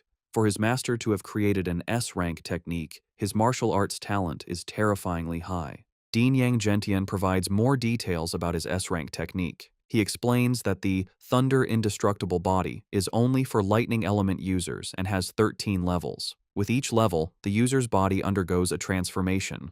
However, he clarifies a crucial requirement. To begin cultivating it, one must first advance from an awakened to a true ability user. He then gives Xu Jingming his first task. He instructs him to use the Extreme Ability Training method to achieve his breakthrough. Once Xu Jingming has advanced, he is to return, and the Dean will personally help him build the foundation for the Thunder Indestructible Body. Overwhelmed with gratitude, Xu Jingming bows deeply, thinking how much better it is to have a mentor's guidance. The Dean then shares a personal motivation, revealing he has only cultivated the technique to the 10th level. He looks at Xu Jingming with hope, stating that if he is unable to reach the peak of a martial saint, then Xu Jingming will be the greatest hope to prove the technique's potential. His eyes gleam as he reveals his ultimate guess. If one can cultivate the technique to its final level, their body can achieve a state of being eternal and indestructible. As Xu Jingming leaves his master's residence, waving goodbye to the butler, he finds Tan Mingyang sitting dejectedly on the steps outside, holding his head in despair. Xu Jingming approaches him and asks what is wrong. It is revealed that Tan Mingyang's attempt to become a disciple failed. He had to face a test against one of the dean's senior disciples. The condition was to defeat the senior, while the latter used only 1/10 of his combat power, a task Tan found hopeless, leaving him beaten.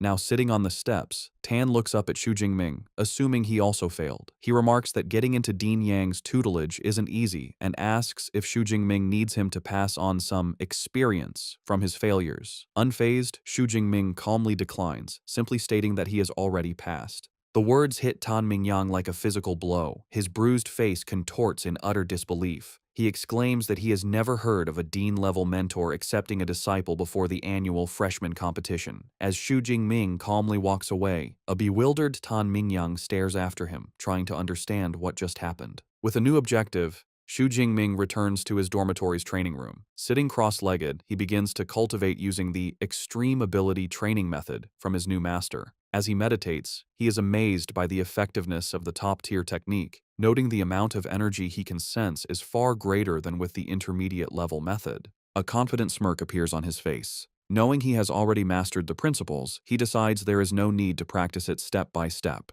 Instead, he will use his cheat system to advance directly. He accesses his system panel and commands it to use his ability points to increase his level. The effect is immediate and intense. A surge of energy courses through him, causing him to grunt in pain. He clutches his clothes as raw energy surges through his veins. The power erupts from his body in a massive blast of light and force that shakes the room. A moment later, the energy subsides. Breathing heavily, Xu Jingming pushes himself up, thinking he has successfully broken through. A notification confirms his new status as a first-tier, lower-rank ability user. He examines his hand, where stable, powerful blue lightning now crackles with ease. As he tests his control, a much larger and more potent torrent of lightning flows from his hand, a clear sign of his increased power. Clenching his fist, he marvels at the result. He can feel the power in his body has increased by at least 4 or 5 times. He confidently thinks that if he were to face the second-tier bloodthirsty tyrant bear again, his thunder ability alone would be enough to defeat it. He pulls up his system panel to check his new stats and understands why all ability users want higher-level cultivation methods. He calculates that if he had used the intermediate method, his vitality and spirit would have only increased by 30 or 40 points.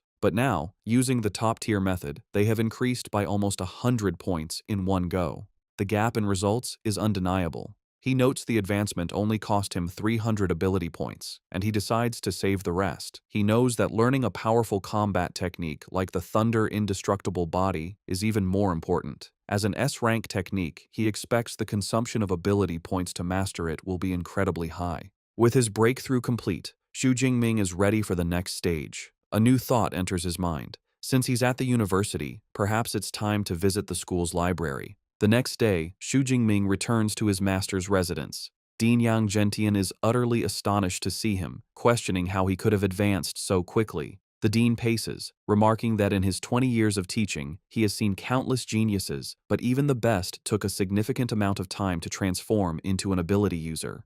He notes it has been less than 24 hours since Xu Jingming received the manual. With a bashful smile, Xu Jingming admits that perhaps the only thing he can be proud of is his advancement speed. He adds that when he tried to begin cultivating the thunder indestructible body, he found even the introductory part to be a challenge. The dean listens and explains the process. Forging the foundation involves using the blood of a lightning element beast as a guide, combined with one's own lightning, to temper the muscles and bones.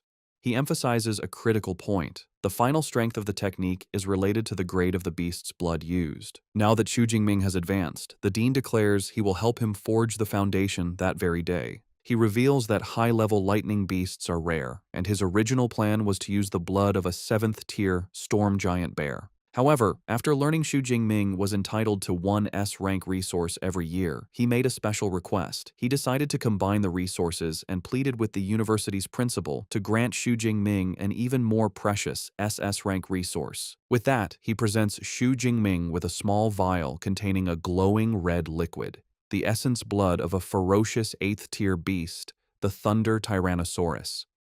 Xu Jingming is deeply moved that his new teacher and the principal would go to such lengths for him. He accepts the vial and vows to repay this kindness many times over. Pleased, the dean says they should begin immediately. They move to a training room where a shirtless Xu Jingming kneels. The dean uncorks the vial and pours the potent, glowing red blood onto Xu Jingming's head and back. Xu Jingming grits his teeth, groaning as the substance makes contact. The dean warns him to bear with it, explaining the blood is highly toxic to low-level users and the intense pain is expected. Next, the dean prepares to use his own power to help. He tells Xu Jingming he will now use his A-rank Windfire True Thunder to forge the foundation, adding that the amount Xu Jingming can absorb is up to him. The dean unleashes his power, a torrent of violent, red lightning, and directs it into Xu Jingming's body. The energy surges through him, causing glowing red patterns to spread across his back and chest. The process is excruciating, and Xu Jingming throws his head back, letting out a raw scream of agony as his body is forcibly tempered by the immense power. 5 days into the tempering process, the senior disciple, Liu, is having tea with the dean's butler, Uncle Fu.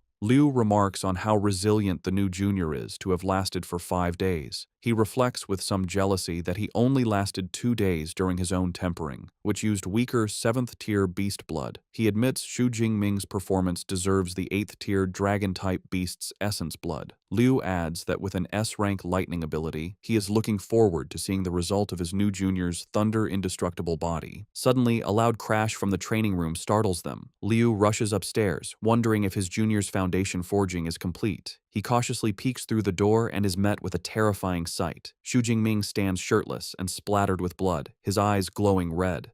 A chaotic aura of dark energy and blue lightning surrounds him, and he appears to have lost control, looking more like a beast than a human. Liu is frozen in fear, sensing a threatening aura from Xu Jingming like that of a top-tier ferocious beast, which makes him shudder. Lost in this primal state, Xu Jingming sees Liu in the doorway and lunges forward to attack. However, before he can strike, the commanding voice of Dean Yang Gentian roars, shouting for Jingming to wake up. The dean's shout breaks through the bloodlust, and Xu Jingming halts his attack just inches from his senior. Covered in sweat, a dazed Xu Jingming asks his teacher what happened and why he felt an overwhelming urge to destroy things. The dean explains that the essence blood of the Thunder Tyrannosaurus likely influenced his mind. He points out that the beast is famous for its ferocity, and because Xu Jingming's absorption rate and compatibility were so high, he experienced this dangerous side effect. The dean reassures him, telling him not to worry. As long as he avoids intense emotional changes, he will be fine, and the side effects will gradually disappear as his strength increases.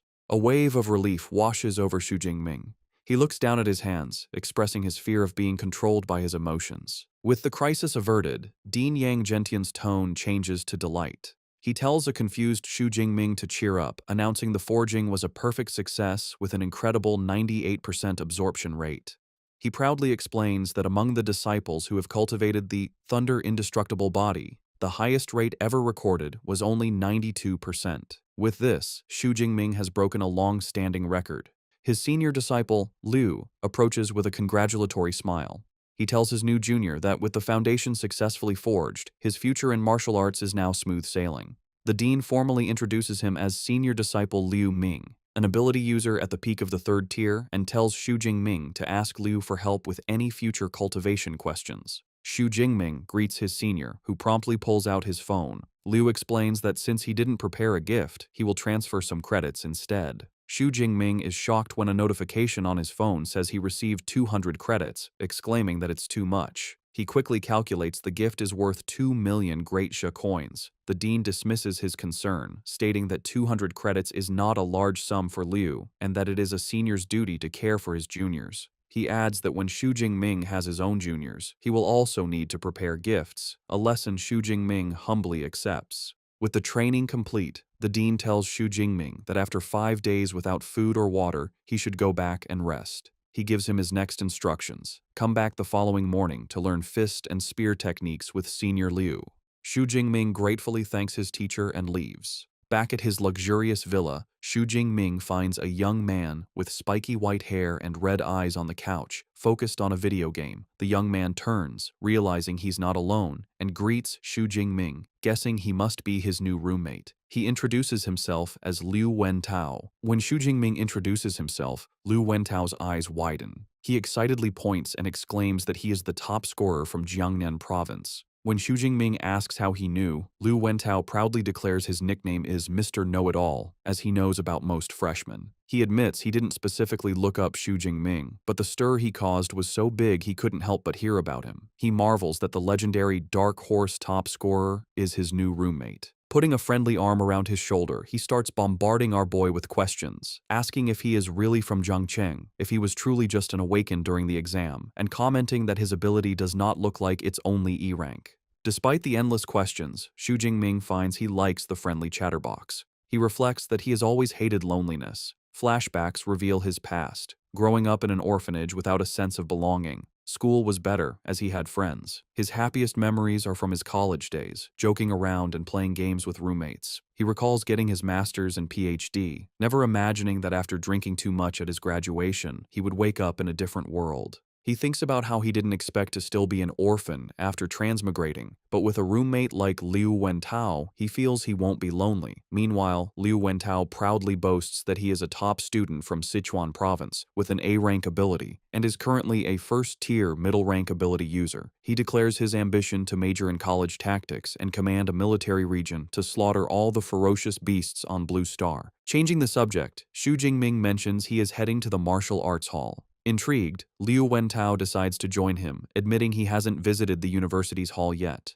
They arrive at the impressive Thunder Martial Arts Hall, Magical University branch. Inside, they see a lively and chaotic scene, with students training and showing off their powers. The AI, Eva, appears and explains they are in the public training room, which can hold 300 people. The hall is constructed with C-rank alloy mixed with memory metal, making it durable enough to withstand damage. Eva also points out private training rooms, but Xu Jingming decides the public area is fine. Liu Wentao gets caught up in the competitive atmosphere, shouting with excitement and pointing out an A-rank enhanced werewolf user. Xu Jingming dryly comments that his roommate isn't being quiet himself. Xu Jingming then asks Eva about the large numbered pillars in the center of the room. Eva explains they are punch power challenge boards. There are 5 leaderboards, one for each of the 5 tiers of ability users. She informs them that if they get into the top 3,000 on their boards, they will receive a 50 credit reward. Liu Wentao eagerly accepts the challenge, thinking it sounds easy. Eva clarifies there are just over 4,000 students in the university. Eager for the reward, Liu Wentao decides to try. Eva instructs him to swipe his student ID to start, adding the crucial rule that abilities and combat techniques are forbidden.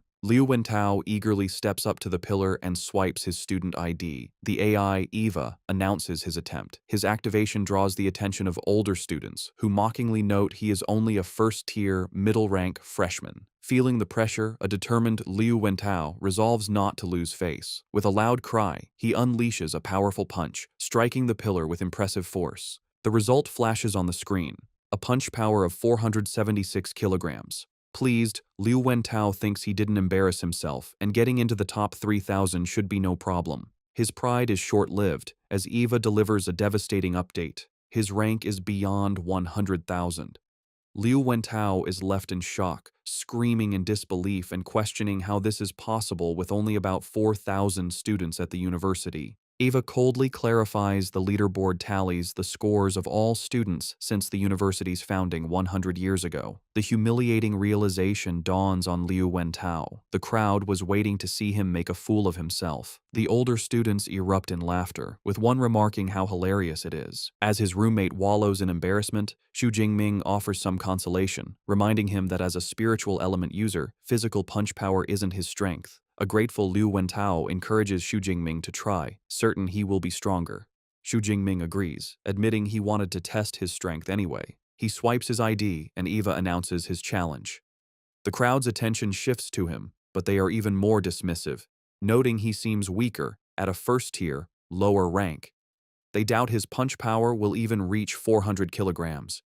However, one onlooker finds the name Xu Jingming strangely familiar. Meanwhile, Xu Jingming is confident. He reflects on his recent progress, advancing to a first-tier ability user and tempering his body for 5 days and nights to forge his new technique's foundation. A quick check of his system panel confirms his new stats, including an enhanced physique and the Thunder Indestructible Body First skill. He clenches his fist, eager to see what level his punch power has reached. With a surge of power, he throws a punch, and the impact creates a powerful shockwave that ripples through the air. The powerful shockwave from Xu Jingming's punch ripples through the air, stunning the crowd in the martial arts hall. A digital screen shows the incredible result, a fist power of 4,589 kilograms. This score not only puts him first on the leaderboard, but also shatters the long-standing record for first-tier ability users. The older students who had been mocking him are left in disbelief. One exclaims the record has been broken, while another questions how a lower-rank first-tier user could have such immense power. A third student grimly points out that a punch with that force could turn him into meat paste, finding it impossible to believe this is a freshman. Two female students in the crowd are equally astonished. One comments that the top 1,000 on the leaderboard are figures who lead the era, wondering how exceptional the new number one must be.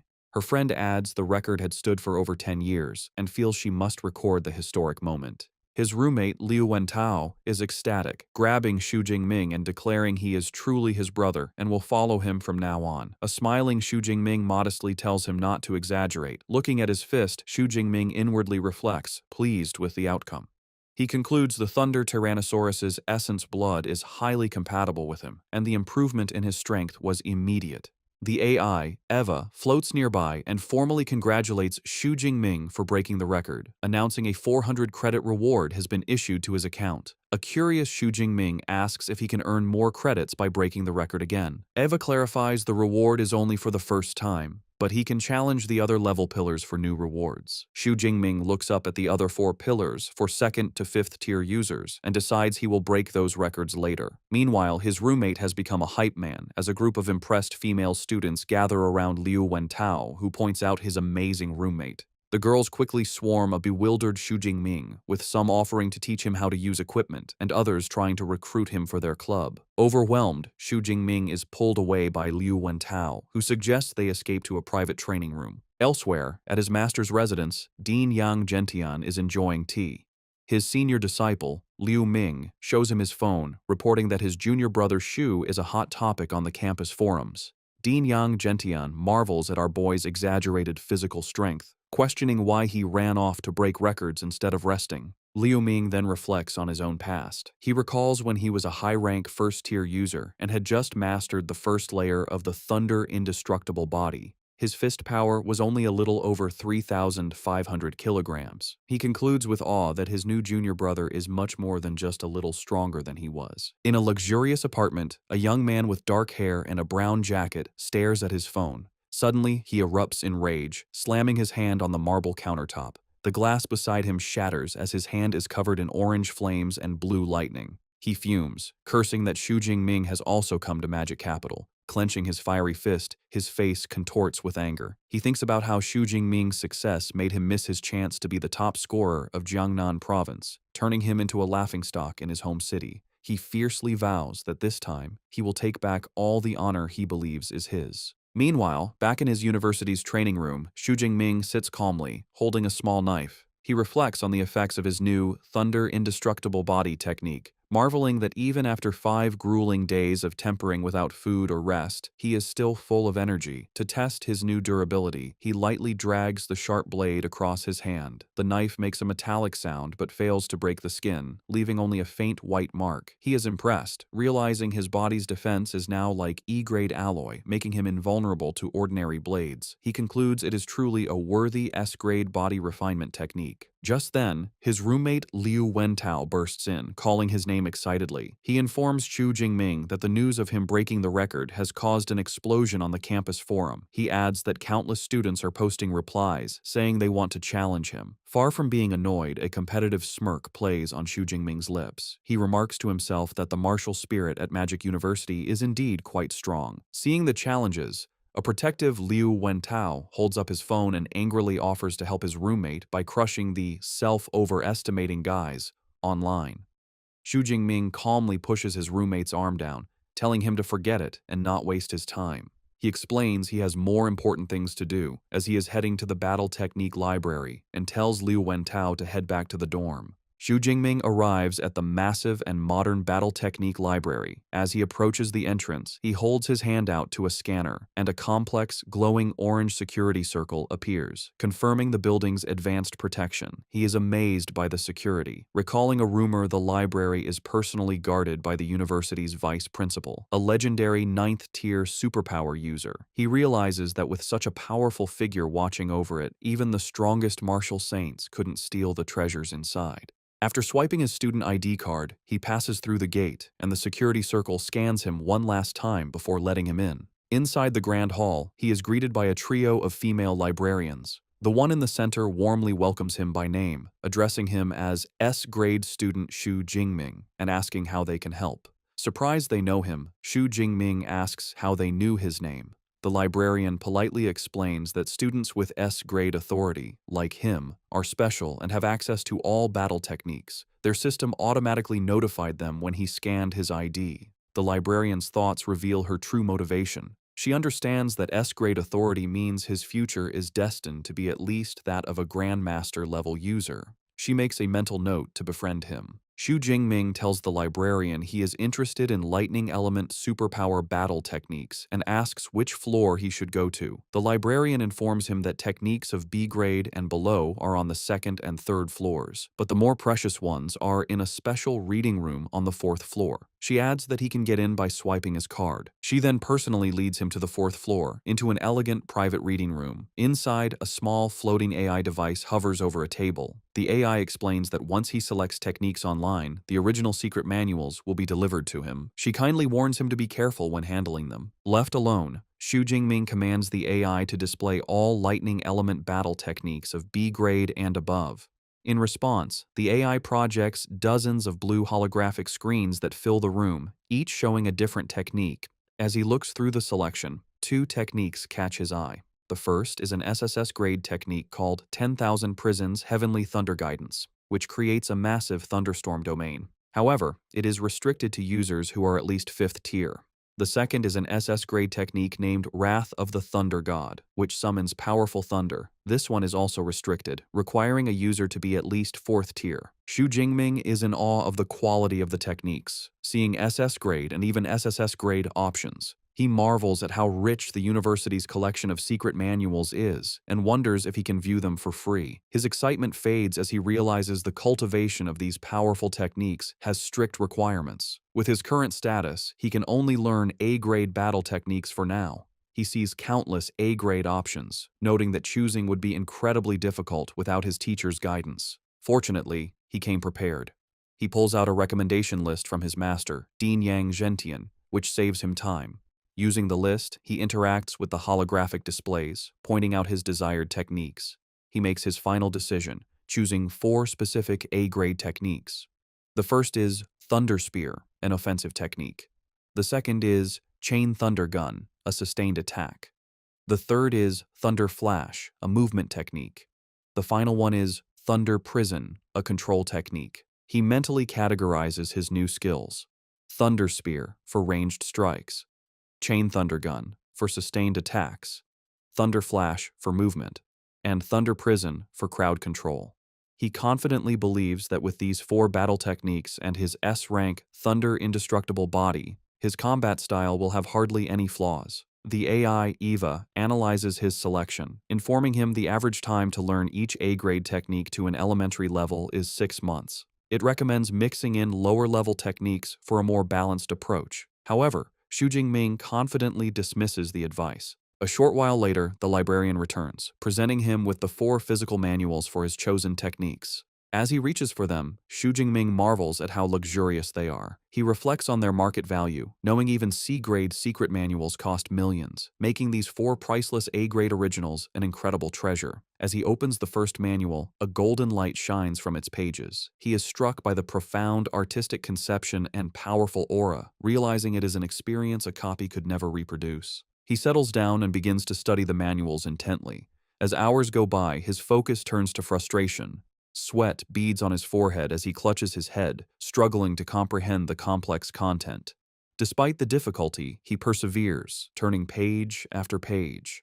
After a long study period, he leans back, having finished all 4 manuals. He then calls out to his system, Deep Blue, and commands it to add points. The system responds instantly. 4 notifications appear, confirming 200 superpower points have been consumed for each technique, and all 4 have been successfully learned to the elementary level. He then pulls up his system panel to view his updated status. His new skills, Thunder Spear, Thunder Flash, A-grade Chain Thunder Gun, and Thunder Prison, are all listed at the elementary level. His body refinement technique, Thunder Indestructible Body, remains at the first layer, and his available superpower points have decreased to 1434. Standing up, Xu Jingming clenches his fist, a faint aura of power around him. Having acquired so many powerful battle techniques, he looks upward with a confident and predatory expression, wondering which lucky person will be the first to taste the power of his new arsenal. In their luxurious villa at night, Liu Wentao sits on the couch and tells Xu Jingming about a notification from Eva.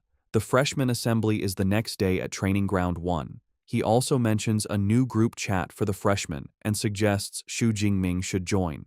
Xu Jingming calmly agrees. Liu Wentao then asks what level of combat techniques Xu Jingming chose at the library. Xu Jingming casually replies that he picked up 4 A-rank combat techniques. This answer shocks Liu Wentao. He exclaims that learning 4 A-rank techniques would normally take a student until their sophomore or junior year.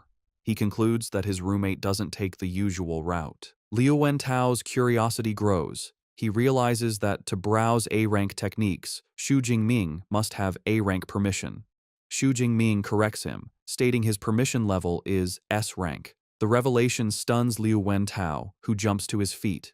He shouts in disbelief, questioning why the school would have a permission level higher than A-rank. A sudden realization dawns on him, and he stammers that the online rumors about Xu Jingming being E-rank must be false, asking in shock if it means Xu Jingming has an S-rank superpower. Xu Jingming simply smiles, teasingly remarking that the know-it-all has just learned something new. The confirmation leaves Liu Wentao in awe. He exclaims that he had guessed Xu Jingming's rating was high, but he never expected it to be S-rank, especially since other provincial top scorers are only A-rank. A wide, happy grin spreads across his face.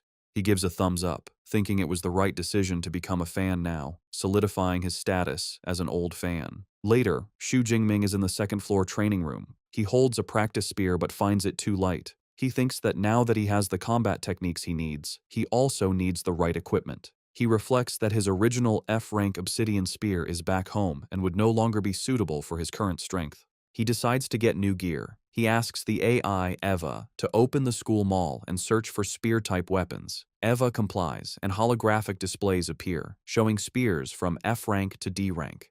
Xu Jingming notes he can customize the length and weight. He understands higher-ranked equipment is heavier and more expensive. He chooses an E-rank 210-kilogram spear, along with an E-rank combat suit and boots. He confirms the purchase. A notification shows the total cost is 237 credits, leaving him with 382.6.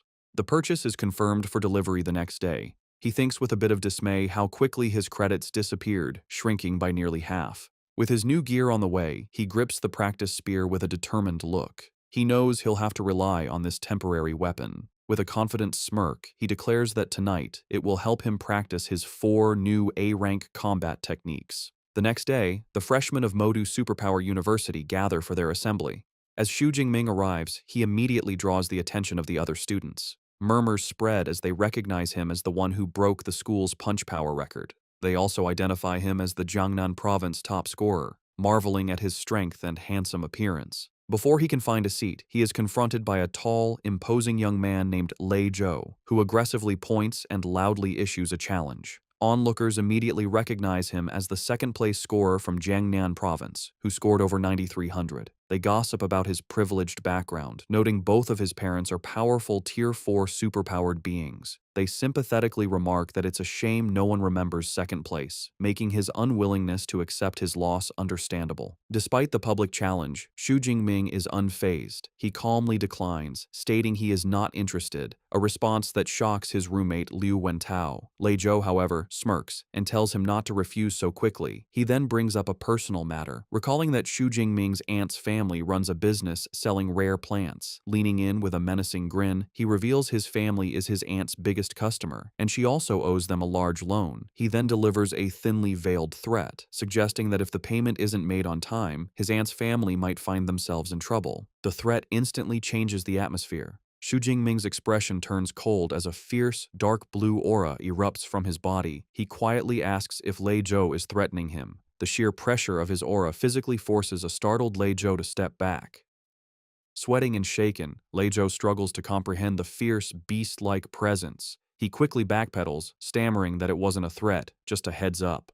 Having made his point, Xu Jingming's aura subsides. He calmly asks for the time and place for their duel. Regaining his composure, Lei Zhou declares the fight will be in 7 days, at noon, on Broadcast Platform 3. Xu Jingming accepts, warning his new rival not to regret his decision. The confrontation creates a buzz of excitement among the watching students, who eagerly anticipate the upcoming battle. Shortly after, the assembly officially begins. An older, gray-bearded university official takes the stage. He welcomes them to the freshman assembly, clarifying it is a session to answer questions about the university's systems. However, he announces the first thing he wants to introduce is the school's combat power ranking. He explains students will use a virtual dive pod for holographic combat simulations, and their ranking will be determined by the number of levels they can pass. He encourages everyone to try their best, emphasizing the rewards are very generous. After the hour-long meeting, aboard Xu Jingming lets out a large yawn. He thinks the only interesting part was the virtual dive pod, which he should try sometime. For now, his priority for the next few days is to continue his daily training with his senior, Liu Ming, and his mentor. For 7 days, Xu Jingming dedicates himself to intense training under his senior Liu Ming and his master, Dean Yang Gentian. After the week of training, Liu Ming approaches Xu Jingming with astonishment. He notes his junior brother has already advanced to the mid-level of the first tier and asks how it happened so quickly. Xu Jingming simply smiles and says it was just luck. However, his inner thoughts reveal the truth. He had deliberately waited a few days before using his system to level up, which made the advancement cost only 380 superpower points. He muses that if he had leveled up any faster, he probably would have scared his senior silly. Changing the subject, Liu Ming remembers the duel and asks if Xu Jingming has a match scheduled for noon. Xu Jingming confirms he does. With a confident smile, Liu Ming pats his junior on the shoulder and says he will observe 3 minutes of silence for his opponent. He decides to accompany Xu Jingming to the match. The scene shifts to Broadcast Platform 3, a large arena where a crowd has gathered. Lei Zhou enters the ring with his friends. One notes it's a good chance to see the top scorer's strength. Another dismisses Xu Jingming's high score as a fluke and bets Lei Zhou will win. When someone mentions Xu Jingming broke the punch power record, Lei Zhou scoffs, arguing a physical record is meaningless when superpowers are what truly matter. Just then, Xu Jingming makes his entrance with Liu Ming. Dressed in a new black coat and carrying his new spear, his arrival causes a stir. As Xu Jingming walks towards the ring, Liu Ming thinks with amusement that with his junior's handsome looks, he will undoubtedly charm countless female students once he achieves success. From the ring, Lei Zhou observes his opponent's aura and notes Xu Jingming's rank has increased. However, he remains confident, thinking he has other preparations. Seeking to raise the stakes, Lei Zhou proposes they add a wager, all of their credits. Xu Jingming accepts without hesitation, stating he has 370 credits. Impressed, Lei Zhou says he will cover any shortfall in his own credits with cash. He proposes they both transfer their credits to the account of Old Master Zhou. a neutral third party. The teacher presiding over the match is a woman with blonde hair tied in a ponytail, called Jo Yun, a powerful Tier 6, mid-level, healing-type, superpowered being. As he completes the credit transfer, Xu Jingming notes the presence of the high-tier healer, Teacher Jo Yun. He understands battles between superpowered beings are dangerous and realizes the school has taken precautions to prevent deaths. He agrees to the terms. The crowd buzzes with excitement as the massive wager, worth 3.7 million in currency, is confirmed. Teacher Jo Yun steps forward to officiate. She confirms she has received the credits and instructs them to prepare. She lays out the rules. If one person admits defeat or loses consciousness, the other is forbidden from continuing the attack. Both Xu Jingming and Lei Zhou calmly acknowledge they understand. The two opponents face each other. Xu Jingming stands ready with his spear, while Lei Zhou draws his sword. With grim determination, Lei Zhou unleashes his A-rank fire ability, Dense Pine Industry Fire. A vortex of intense orange flames erupts around him as he declares he will take back all the honor Xu Jingming made him lose.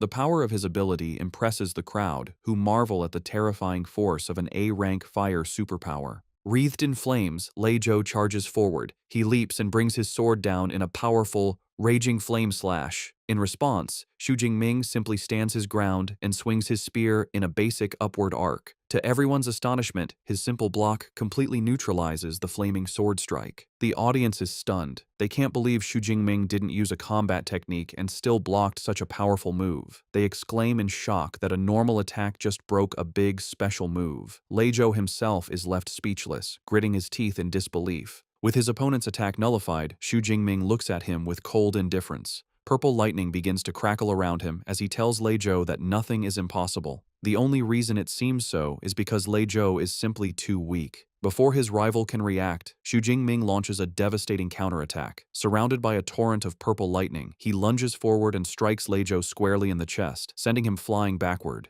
The purple lightning from Xu Jingming's attack courses through Lei Zhou's body, making him cry out in agony. The force of the blow sends his sword flying amidst a spray of blood as he is thrown backward. He lands hard on the floor of the ring, slumping over in defeat as smoke rises from his body. The crowd is stunned by the swift and decisive outcome. Lei Zhou's supporters are in disbelief, with one exclaiming that the fight is over after only 2 moves from Xu Jingming. Another angrily questions the claim that Lei Zhou was stronger now that he's been instantly defeated. The onlookers agree that Xu Jingming's strength is on a completely different level from the other freshmen. Watching from the sidelines, Liu Ming looks completely unimpressed. He thinks to himself that the match was too boring and didn't even make his junior brother use 1/10 of his real power. Back in the ring, Teacher Jo Yun begins to announce the winner. However, a wounded Lei Zhou struggles to his feet, calling out to her. He grits his teeth, insisting he is not lost, and the match is not over. In a desperate move, he pulls out a small, red pill. Teacher Jo Yun immediately recognizes it, shouting in alarm and identifying it as a rampaging blood pill. She warns him against taking it, telling him this is just a match and not worth risking his life. The audience also recognizes the dangerous item. They murmur that while the pill can boost a user's strength several times over for a short period, it has severe side effects that could leave him bedridden for months. They question if the risk is worth it. With a major university competition only a month away,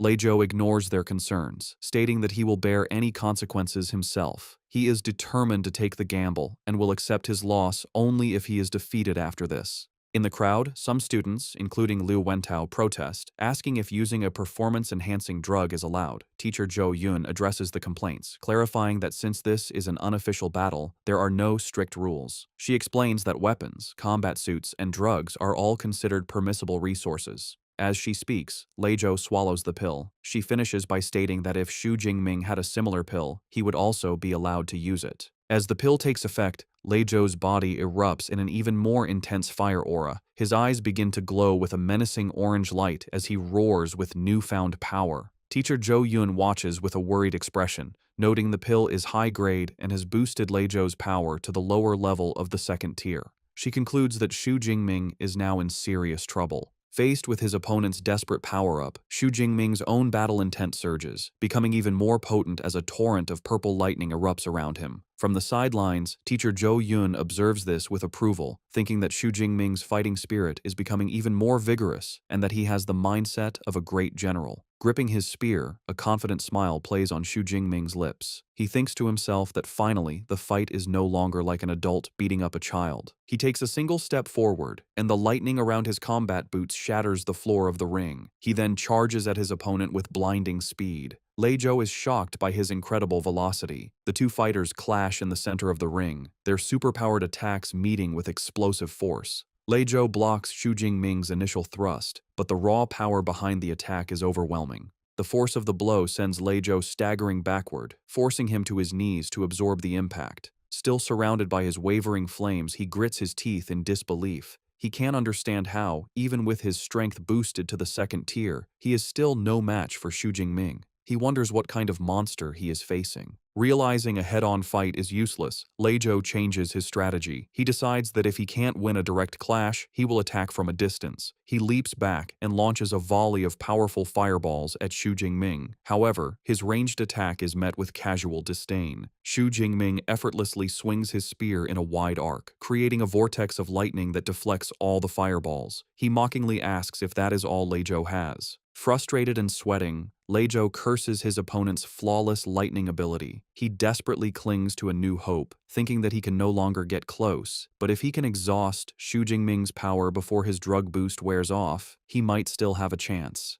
But Xu Jingming has no intention of letting the fight drag on. He decides to end it. He raises his hand and summons a massive amount of purple energy, condensing it into a solid spear of pure, crackling lightning. His A-rank technique, Thunder Spear. He hurls the condensed energy weapon at his opponent. The spear flies through the air and slams directly into Lei Zhou's shoulder, piercing his defenses. Stumbling back in shock and pain, clutching his wound, Lei Zhou has a horrifying realization. His opponent also has a devastating long-range attack. Before Lei Zhou can recover, Xu Jingming follows up with another technique. A powerful sphere of lightning materializes above Lei Zhou, and torrents of purple energy rain down, electrocuting him. Stunned and in pain, he looks up, wondering what new battle technique this is. With a cold expression, Xu Jingming points forward and declares the name of his A-rank control skill, Thunder Prison. A cage of crackling purple lightning forms around Lei Zhou, trapping him completely. He curses, realizing he is caught in a restriction-type technique. In a desperate move, he summons his remaining power to create a flame barrier, a swirling vortex of fire around his body. Trapped but defiant, he taunts Xu Jingming, declaring that if he can't get out, then Xu Jingming can't get in, challenging him to a battle of attrition.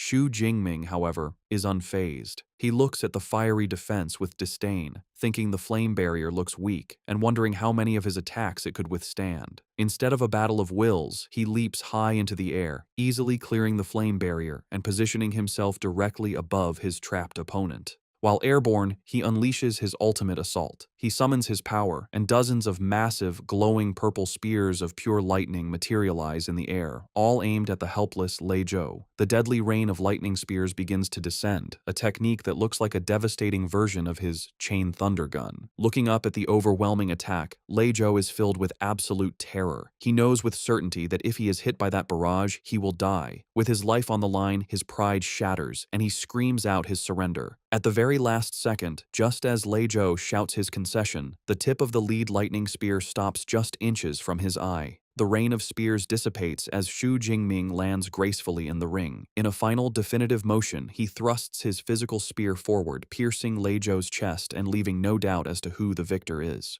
Xu Jingming withdraws his spear from Lei Zhou's chest, leaving him kneeling and defeated on the floor. With a commanding presence, Xu Jingming stands over his opponent as teacher Zhou Yun officially declares him the winner. The crowd is left in shock and awe. They exclaim that it was a complete and utter crushing defeat. They marvel at how Xu Jingming flawlessly chained together 4 different battle techniques in just a few seconds, a feat far beyond what any normal freshman should be capable of. 2 students discuss the power of the techniques they witnessed. One guesses they must all be at least B grade. His friend is amazed, admitting the best technique he has learned is only C grade. Watching from the sidelines, Liu Ming overhears their speculation and looks stressed. He thinks to himself that they are severely underestimating his junior brother. He knows the truth. Xu Jingming had dared to choose 4 A-grade techniques and had already mastered them to a combat-ready level. He reflects on his own experience, recalling that he had only dared to choose a single A-grade technique as a freshman, and it still took him over 4 months to learn. He admits that having such a monstrously talented junior brother puts a great deal of pressure on him. Back in the ring, a humbled Lei Zhou gets to his feet. He sincerely thanks Xu Jingming for sparing his life and accepts his complete defeat. He promises the wagered credits and cash are now his and assures him he will make the payment owed to his aunt's business on time. Teacher Zhou Yun approaches Xu Jingming and confirms the transfer of his winnings. 50 credits and 3.2 million in currency have been deposited into his student account. Xu Jingming thinks that a gambling fight is a quick way to make money. With the duel over, Liu Wentao rushes down to the ring, ecstatic. He congratulates brother Ming, telling him he is now a rich man, and invites him to go out and relax in the city center that evening to celebrate. Xu Jingming begins to decline, explaining he has training scheduled with his senior. However, Liu Ming, standing nearby, encourages him to go, advising him that a proper balance of training and relaxation is the key to long-term success. Taking his senior's advice, Xu Jingming agrees to go out. As they prepare to leave, Liu Wentao excitedly points towards Liu Ming, gushing about his reputation as the vice president of the Ash Club, a user of an A-rank lightning superpower. As he and Xu Jingming walk off together, Liu Wentao comments that the famous senior is even more impressive in person. As they leave the arena, Liu Wentao tells Xu Jingming to just follow his lead, as he has arranged the entire program for the evening. A slightly suspicious Xu Jingming looks back and asks what kind of program he is talking about. Liu Wentao turns with a wide, mischievous grin and points at his friend. He reveals his grand plan, the one unmissable event of university life, a social mixer between the male and female dormitories. A table is lavishly spread with food for a social gathering. Liu Wentao approaches Xu Jingming, who is seated at the table. He excitedly tells Xu Jingming how popular he has become, explaining that he posted an invitation for a social mixer on the campus forum. Liu Wentao reveals that over 100 people registered, and he had a hard time choosing who to invite. Xu Jingming smiles and comments on his friend's dedication, asking who he finally chose. Liu Wentao playfully tells him it's a secret for now, but he will meet them soon. Just then, he spots the guests arriving and calls them over. Two young women approach. One, wearing glasses, introduces herself as Qi Dongxia, the invited guest. Her companion, a girl with dark hair, introduces herself as her roommate, Song Qiuqiu. Liu Wentao proudly introduces them to Xu Jingming, highlighting their abilities. He explains that Qi Dongxia has an A-rank beast-type ability, while Song Qiuqiu is a high-level first-tier user with an A-rank light element ability, and was also the top scorer in her province. Xu Jingming politely introduces himself. Upon hearing his name, Song Qiuqiu's expression shifts to one of surprise. She immediately asks Xu Jingming if he would be interested in a sparring match, telling him he can pick the time and place. Her friend, Qi Dongxia, calls her a battle maniac for trying to set up a fight right after meeting, reminding her they were there to socialize. Song Qiuqiu admits that her main reason for coming was the chance to spar with Xu Jingming. Xu Jingming steps in to smooth things over, inviting them to sit down. Liu Wentao clarifies that the plan is just to have fun, eat, and go shopping together. The group spends the evening at the bustling Huaihai commercial street. Song Qiuqiu looks up at the towering skyscrapers, in awe of how magnificent the city is. As they walk, Qi Dongxia admires the clothes in a window, while Xu Jingming notices the wide array of high-end equipment for superpowered individuals, including A-rank weapons.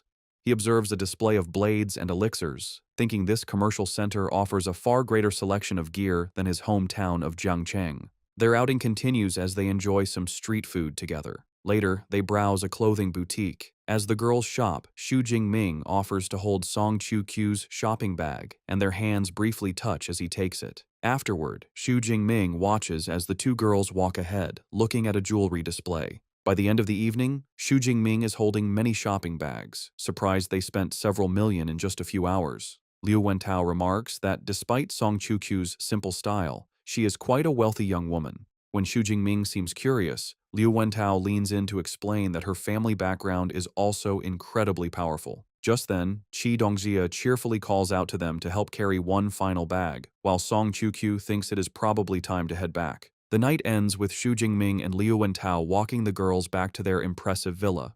Song Qiuqiu tells the boys that they had a lot of fun.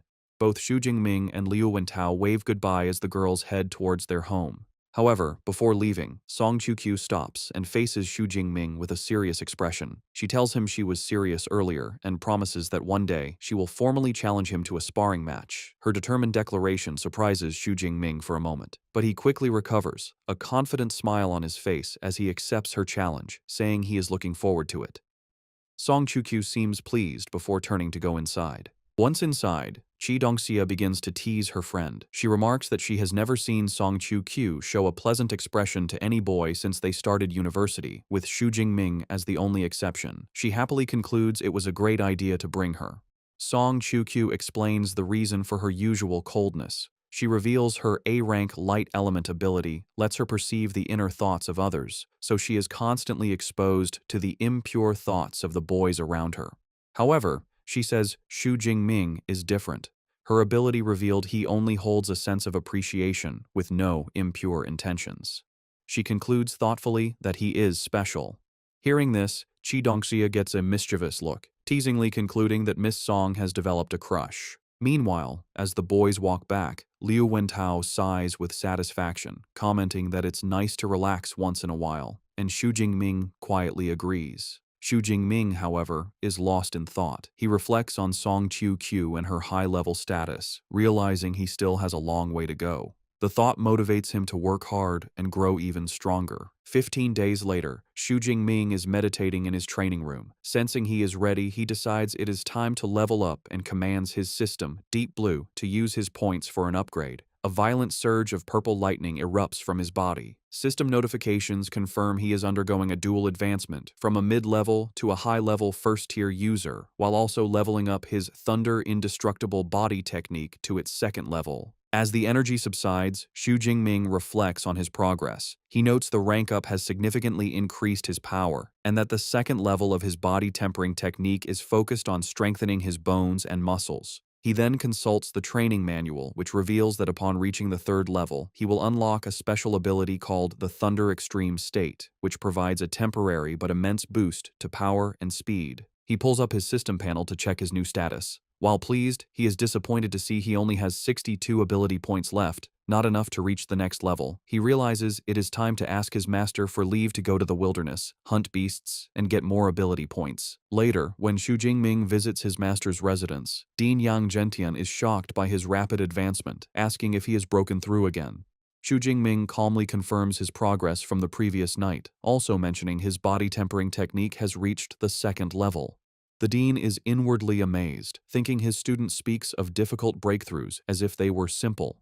He concludes that with an S-rank ability and such hard training, there is nothing Xu Jingming cannot achieve. His senior disciple, Liu Ming, remarks that his junior brother is a monster, recalling it took him half a year to make the same advancement. Dean Gentian tells Xu Jingming that leveling up is important, but he must not neglect combat training. To test his new strength, the dean suggests a sparring match against his senior, Liu Ming, which Xu Jingming eagerly accepts. In the training room, Liu Ming says he will suppress his own power to that of a low-level second-tier user, instructing Xu Jingming to fight with full strength. After a countdown, the match begins. Both warriors leap forward, and their spears meet in the center with a powerful clash, erupting in a brilliant explosion of purple and green energy. The force of their clash leaves Liu Ming surprised. He thinks to himself that his junior brother's power is incredibly strong, almost on par with his own, even with his power suppressed. Xu Jingming, covered in purple lightning, feels a thrill of excitement. He realizes that for the first time since getting his system, he is facing an opponent of equal strength. Deciding to press his advantage, Xu Jingming concentrates a sphere of lightning in his hand and unleashes his Thunder Prison technique. The massive orb of electricity flies across the room, forcing Liu Ming to defend himself. Before his senior can recover, Xu Jingming leaps and follows up with another attack, throwing a volley of lightning spears in a move like his Chain Thunder Gun technique. Liu Ming recognizes the combination of skills. With a smirk, he notes that this is the same combination that defeated Lei Zhou, but declares that he is no mere freshman. He gathers his own power and unleashes a devastating counterattack, a massive torrent of teal-colored lightning called Jade Pivot True Thunder. 20 minutes later, the intense battle is over. An exhausted Xu Jingming leans on his spear for support. He concedes the match, admitting that his divine thunder energy is depleted and that he has lost. Liu Ming, however, reassures him. He explains that Xu Jingming did not lose because of skill, but was simply at a disadvantage due to lower energy reserves. Their master, Dean Yang Gentian, approaches them, praising the fight as an exciting spectacle. He admits Xu Jingming's performance far exceeded his expectations. He had thought Liu Ming would win easily, but instead they were so evenly matched, the outcome was decided by a battle of attrition. Liu Ming then asks his junior brother if he is aware of the true level his combat power reached during their fight. When Xu Jingming looks back, puzzled, Liu Ming makes a stunning declaration: his power is now unrivaled in the second tier. The weight of this new assessment leaves Xu Jingming looking thoughtful and determined. After the intense sparring session, Dean Yang Gentian announces that the training is over and tells everyone to rest. The butler, Uncle Fu, brings over a tray of spirit fruits, explaining they are perfect for recovering after training. Seizing the moment, Xu Jingming approaches his master with a request. He reveals his intention. He is preparing to leave the university to go on a trip to the wilderness. The dean is taken aback and asks how long he plans to be gone. Xu Jingming explains he intends to stay for over a month, planning to return just before the freshman competition. The long duration of the trip clearly worries his master. With a stern expression, the dean warns him that the wilderness is far more dangerous than the exam grounds. He explains there is no army protection, and beasts roam without predictable patterns, making it easy to encounter a high-level creature. He emphasizes the dangers of staying for over a month are immense. However, seeing his disciple's determination, the dean relents. He decides that if Xu Jingming is set on going, he will not stop him. He places a firm hand on his student's shoulder, giving him one piece of advice. If a situation ever looks bad, he must flee without hesitation. The dean explains that the path to becoming powerful is filled with life and death crises, and since his disciple is so ambitious, he will not stand in his way. Xu Jingming bows his head in gratitude, thanking his master for his understanding. The dean then asks which wilderness area he plans to visit. As Xu Jingming takes a spirit fruit from Liu Ming, he replies that he is heading to the wilderness near Yuanshui City. This news seems to relieve the dean, who notes the area is next to Magic Capital, and the beasts there only go up to Tier 4 or 5, making it a relatively safer choice. He tells Xu Jingming that he will have Liu Ming share some valuable experience with him later, an offer Xu Jingming accepts. As a final gesture of support, the dean explains that since he cannot offer much help while he is away, he will at least provide him with a suitable weapon. A glowing ring on his finger begins to shine with a bright teal light, and he takes Xu Jingming's hand, preparing to give him his gift. Back in his dorm room, Xu Jingming sits on his bed, his new spear and a packed bag beside him. He asks the AI, Eva, to open the university's mission system. As holographic screens appear, he recalls the advice his senior disciple, Liu Ming, gave him. Before leaving for the wilderness, it is a good idea to accept some missions to earn extra credits. He looks through the list, noting the variety of tasks available, such as collecting beast materials, gathering rare herbs, and capturing fugitives. The rewards vary by difficulty, with C and D rank missions offering modest credits, while S and A rank missions offer much more. Xu Jingming observes that all the high-reward missions involve combat, remarking to himself that this must be the training model of Modu University, pushing its students into dangerous situations to grow stronger. He remembers a saying, that the most outstanding students are not found on campus but out in the world. With this in mind, he selects 1 A rank and 3 B rank missions for his trip. With his preparations complete, Xu Jingming puts on his new combat attire, slings his backpack over his shoulder, and prepares to leave. As Ava wishes him good luck, he thinks to himself that there is no time to waste and he must set out immediately. His journey takes him to the Yuanshui City Supply Base, a bustling town in a mountainous region that serves as a forward base for those venturing into the wilderness. The streets are filled with adventurers trying to recruit members for their beast hunting teams. Xu Jingming arrives, taking in the lively atmosphere with satisfaction, thinking that he has finally made it. He walks through the streets and enters a grand building that serves as a registration hall for adventurers. The hall is filled with other armed individuals. A woman in an elegant red dress who works as a receptionist greets him warmly and asks how she can assist him. Xu Jingming states his purpose, explaining he wants to register as an adventurer. He holds up his identification, knowing that to enter the wilderness, one must first register for a nationally recognized adventurer identity. The receptionist takes Xu Jingming's university ID and is impressed that he is a student from Modu Superpower University. She remarks that it is rare to see a first-tier user like him venturing into the wilderness so soon. She informs him it will take a little while to process his registration and suggests he rest in the hall while he waits. As Xu Jingming waits, he walks through the hall, observing the other adventurers. Suddenly, a commotion erupts near the entrance. A group of men exclaim in excitement as a newcomer arrives. They recognize her as the goddess Jiang Chuxuan, commenting on her beauty and powerful aura, noting that such a presence is expected from a student of Modu University. The center of attention is a stylish woman with long white hair and sunglasses, who walks through the hall with confidence, followed by two large bodyguards and a cameraman. She is Jiang Chuxuan, a second-year student from Modu Superpower University. The onlookers gossip, speculating she must be there to film new material for her online videos. They praise her content and marvel at her popularity, with one man stating she has at least 10 million fans. Another corrects him, claiming she has over 15 million followers and passionately declares he would trade 10 years of his life to be her boyfriend. From a distance, Xu Jingming observes the scene. He recognizes she is a fellow student, and internally notes her beauty is on par with Song Chukyu's. His observation is interrupted when the receptionist calls him over. She hands him his new adventurer card and a satellite smartwatch, explaining the watch has a map of the wilderness detailing beast activity and danger levels. Xu Jingming thanks her. As he turns to leave, a shady-looking man stops him. The man guesses this is Xu Jingming's first trip into the wilderness and warns him it is dangerous to go unprepared, offering to sell him some essential elixirs. Intrigued, Xu Jingming asks about the price. The man eagerly opens his coat to reveal hidden pills, offering first-grade healing elixirs for 20,000 and antidote elixirs for 15,000. He also mentions he has more potent second-grade versions, though they are more expensive. Xu Jingming casually remarks that the prices don't seem that high. The merchant laughs, pleased, and boasts that he is well known for selling cheap and effective elixirs. However, Xu Jingming's expression turns sharp.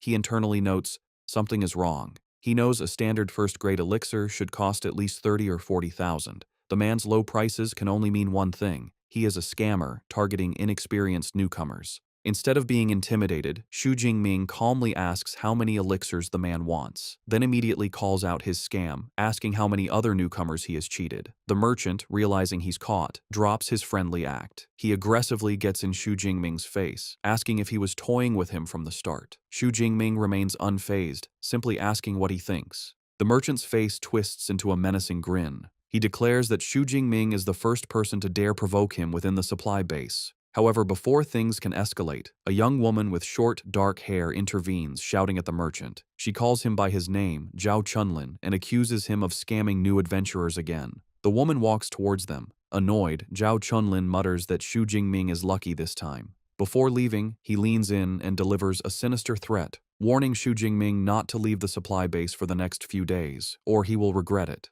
As Zhao Chunlin stalks away, the other adventurers gossip.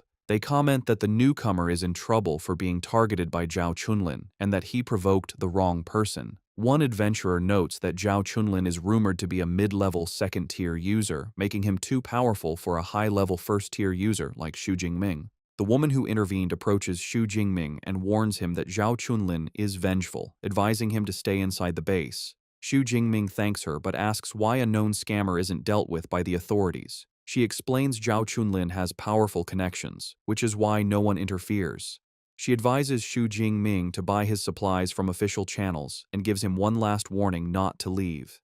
As she walks away, Xu Jingming watches her go, thinking she is a kind-hearted person. Putting the encounter out of his mind, Xu Jingming refocuses. He decides to first purchase all the supplies he will need for the month, making a mental list of healing elixirs, antidote elixirs, and other necessities. Having finished his business, Xu Jingming approaches an official counter to purchase his supplies.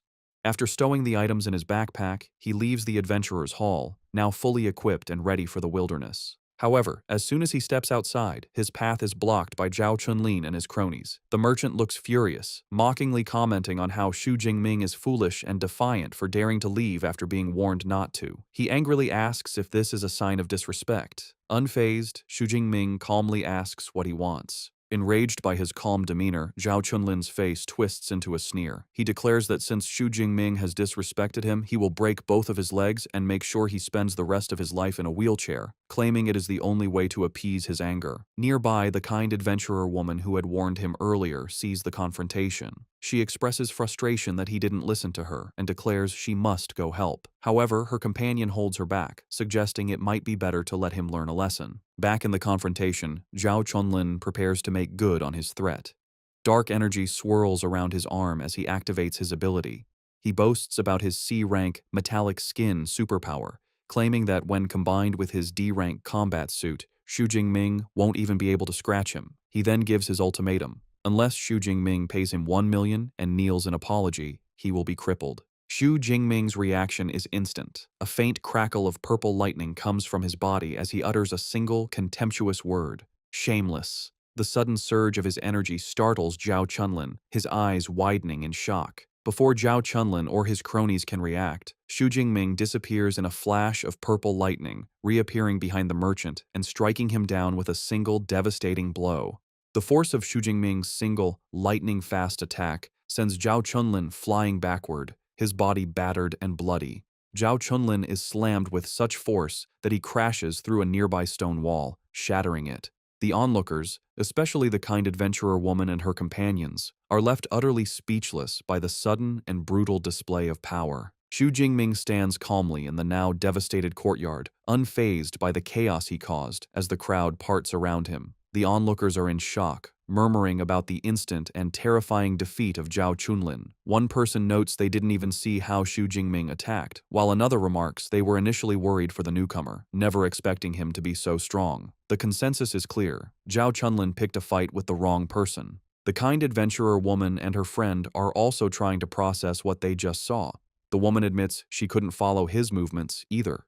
Her blonde companion grimly assesses the damage, guessing that Zhao Chunlin's legs and pelvis must have been completely shattered. She concludes that even if he survives, he will be a cripple. The kind woman remarks that Xu Jingming is not only incredibly strong, but also ruthless, truly a student from the prestigious Modu Superpower University. When her companion asks how she knows, she explains she recognized his combat suit as exclusive gear from the university. Impressed by his power, the kind woman, whose friend calls her Xiao Qian, suggests they should try to recruit him into their team, noting they are short one attacker. Her teammate immediately protests, reminding her that when they formed their all-female team, they agreed to only accept female members. The other teammates playfully tease Xiaoqian, suggesting she's only interested because he's handsome, though they admit they wouldn't be opposed to him joining. The teasing leaves Xiaoqian flustered. Ignoring the commotion, Xu Jingming proceeds to the wilderness entry gate. He scans his adventurer card, and a notification confirms his identity and grants him permission to enter. He steps through the massive gate and into the vast expanse of the Yuanshui wilderness area, a dense, untamed forest. Shortly after entering, he pauses as the distant, powerful roar of a beast echoes through the trees. He recognizes the sound as a territorial declaration from powerful beasts, likely at least Tier 4. However, he remains calm, noting to himself that these creatures are not his targets for the day. He begins to plan his hunt, recalling that the Yuan Shui wilderness is divided into a ruined city and a mountain forest. He decides the beasts in the city are generally weaker, making them the perfect starting point to harvest the ability points he needs. He pulls up a holographic map on his smartwatch and identifies a nearby location called Ping'an County. The data indicates the area is mostly inhabited by Tier 2 beasts, with very few Tier 1 and no higher-tiered creatures.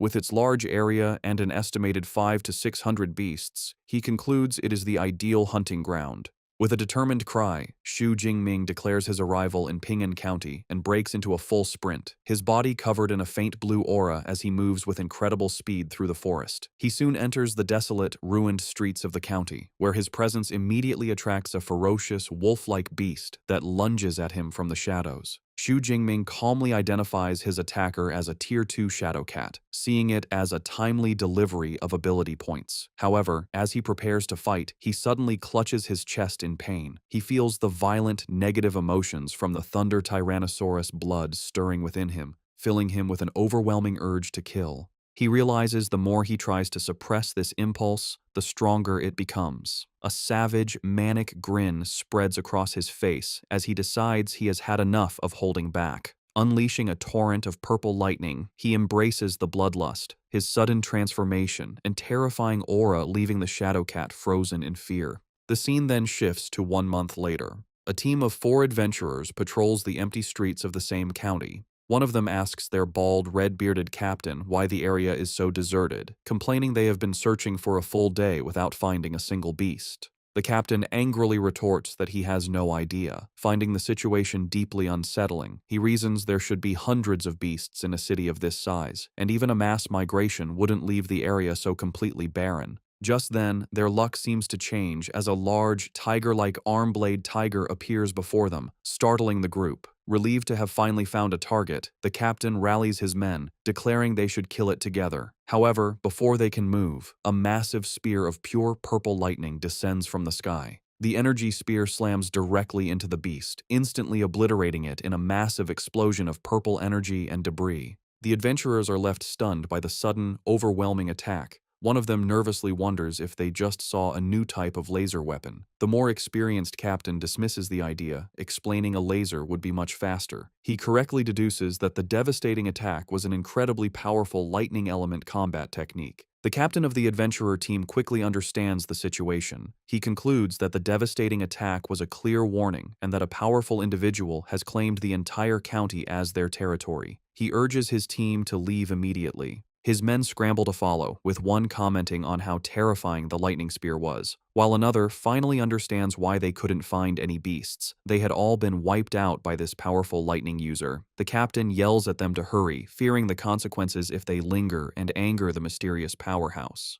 The scene shifts to reveal the powerhouse, Xu Jingming, perched calmly on a high-rise structure. A system notification pops up, confirming his kill of a Tier 2 arm-blade tiger and awarding him 19 ability points. He reflects on his progress, pleased that after reaching a high level of proficiency, his Thunder Spear technique now has a range of over 1,000 meters. He then pulls up his status panel to review his accomplishments over the past month. By accumulating over 8,000 ability points, he has advanced from a high-level first tier to a high-level second tier user, and his Thunder Indestructible body has broken through to the 3rd level. He also proudly notes that he has managed to raise several of his A-rank combat techniques to the intermediate level, a feat he believes no one else could achieve in such a short time. Having cleared out the entire county, Xu Jingming decides it is time to pack up. He plans to return to the supply base for the night before venturing deeper into the wilderness the next day. Back at the Yuanshui supply base, a group of adventurers watch in disbelief as Xu Jingming returns, weighed down by an impossibly large and overflowing backpack. They joke about the situation, wondering if his bag has grown legs, and speculating that he must have foolishly hauled back the entire carcass of a beast. Unseen by them, Xu Jingming thinks to himself that it was a good thing he bought the reinforced version of the backpack. Otherwise, it never would have held the more than 400 kilograms of beast materials he had collected. He proceeds to the adventurer's hall and approaches the receptionist's counter to sell his haul. The woman politely asks what materials he wishes to sell and directs him to a large scale. Xu Jingming opens his massive pack, revealing a mountain of valuable, high-quality beast parts. He informs the stunned receptionist that he has over 400 kilograms of Tier 2 beast materials and asks her to see how much they are worth. Still in awe, the receptionist examines the parts, noting they are all the most valuable and pristine components, such as tiger tendons, claws, and rhino horns. Completely overwhelmed, she apologetically asks Xu Jingming to wait, explaining the quantity of materials is too large for her to handle alone and that she needs to call for help. Shortly after, a well-dressed man, with 2 female attendants in red dresses, approaches. He introduces himself as Zhao Yi, the manager in charge of acquisitions. After Xu Jingming introduces himself, Manager Zhao Yi shakes his hand, expressing his admiration that someone so young could hunt so many beasts. He offers to have his staff take care of the inventory and invites Xu Jingming to sit with him while they wait. While Xu Jingming sits with manager Zhao Yi, the adventurer's hall staff, aided by floating scanner drones, meticulously appraise the massive pile of beast materials. The manager is clearly impressed by his young client's skill and decides to foster a good relationship.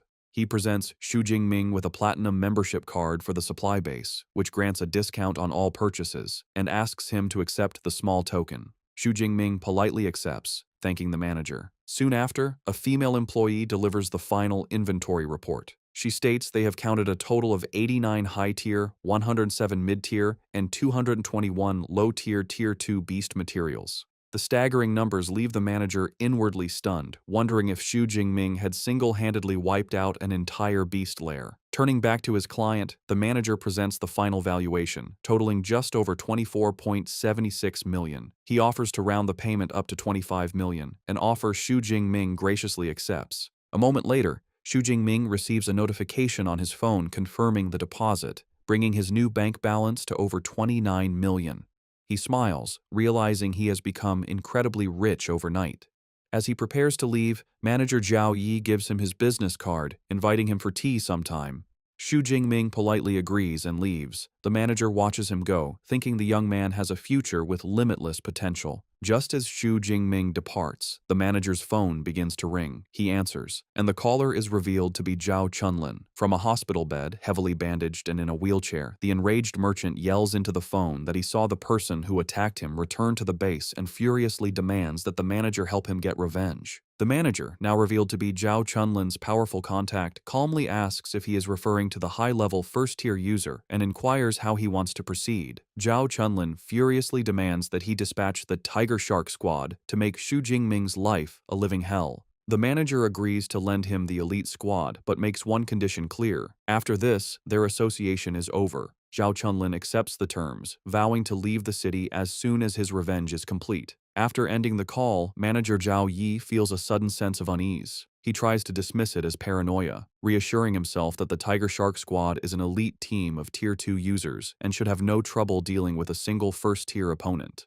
Meanwhile, as Xu Jingming walks through the streets of the supply base, he suddenly lets out a loud sneeze. He rubs his nose, wondering what that was about and if someone was just talking bad about him somewhere. Manager Zhao Yi is on the phone with his superior, enthusiastically reporting about a new ability user named Xu Jingming, whose haul of beast materials alone was more than a dozen other teams combined. The superior, base chief manager Wang Chuang, hears the name and says he will check the records. As he pulls up Xu Jingming's file, his eyes widen in surprise. Manager Wang Chuang immediately calls back, his tone urgent. He tells manager Zhao Yi that Xu Jingming is extremely important and to notify him the moment he returns. Zhao Yi agrees, wondering how a young man could cause such a strong reaction from his boss. He concludes Xu Jingming must have a powerful background and is relieved he treated him with respect. Meanwhile, manager Wang Chuang looks at Xu Jingming's profile. He recognizes him as another disciple of the famed Yang Zhentian and notes his talent seems to surpass even Liu Ming, another of the dean's students. He concludes Xu Jingming is a prodigy who must not be offended.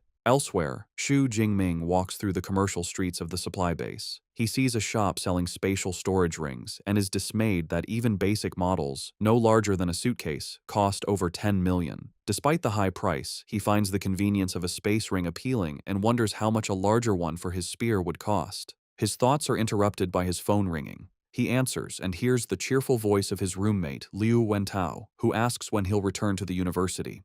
Xu Jingming says he will be back in about half a month and asks if something is wrong. He doesn't know he is being watched. From a hidden alley, a vengeful Zhao Chunlin sits in a wheelchair, surrounded by mercenaries, the Tiger Shark Squad. The squad leader, a man with a blonde buzz cut and an arm in a sling, points out their target. He orders them to break Xu Jingming's hands and feet, then bring him to Zhao Chunlin. A female squad member coolly acknowledges the command. As Xu Jingming continues his phone call, Liu Wentao starts telling him about an arrogant new freshman at the university. Suddenly, Xu Jingming pauses, sensing hostile gazes. Liu Wentao asks what's wrong, but Xu Jingming, aware of the ambush, looks over his shoulder and calmly tells his roommate it's nothing, and to continue. As Xu Jingming walks into the deserted alley, the Tiger Shark Squad is waiting. The squad leader signals that the target is in position and orders a member named He Ji to analyze his strength.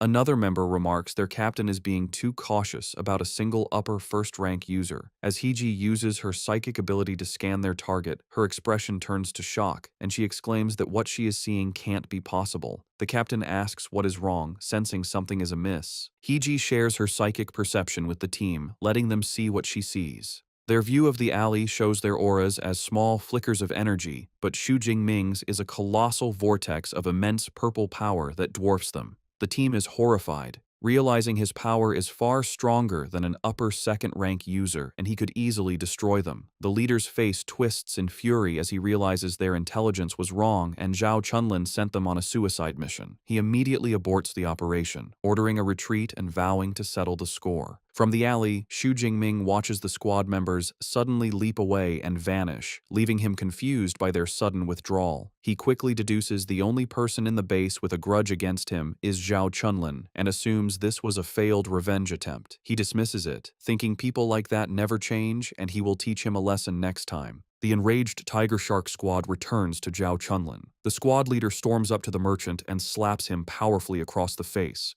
The force sends Zhao Chunlin flying from his wheelchair. Stunned and in pain, he demands to know why he was attacked. The leader looks down with contempt, yelling that Zhao Chunlin's faulty intel was a death trap. He reveals the shocking truth. Their target wasn't an upper first-rank user, but a powerful upper second rank. The news leaves Zhao Chunlin speechless, unable to understand how Xu Jingming grew so powerful in just over a month. The squad leader, his face cold with disgust, declares he doesn't care. He terminates their mission, leaving Zhao Chunlin broken on the ground as his team departs. The Tiger Shark squad leader reports back to manager Zhao Yi, who is surprised to see them return so soon. The squad leader confirms the mission was terminated. He explains that Zhao Chunlin's intelligence was wrong. The target was an upper second-rank user. He corrects himself, saying it's worse. Their scanner showed his combat strength is at least third rank, which is why they retreated. Manager Zhao Yi is enraged, wondering how Zhao Chunlin could make such a huge mistake. A sense of dread dawns on him, and he asks for the target's name.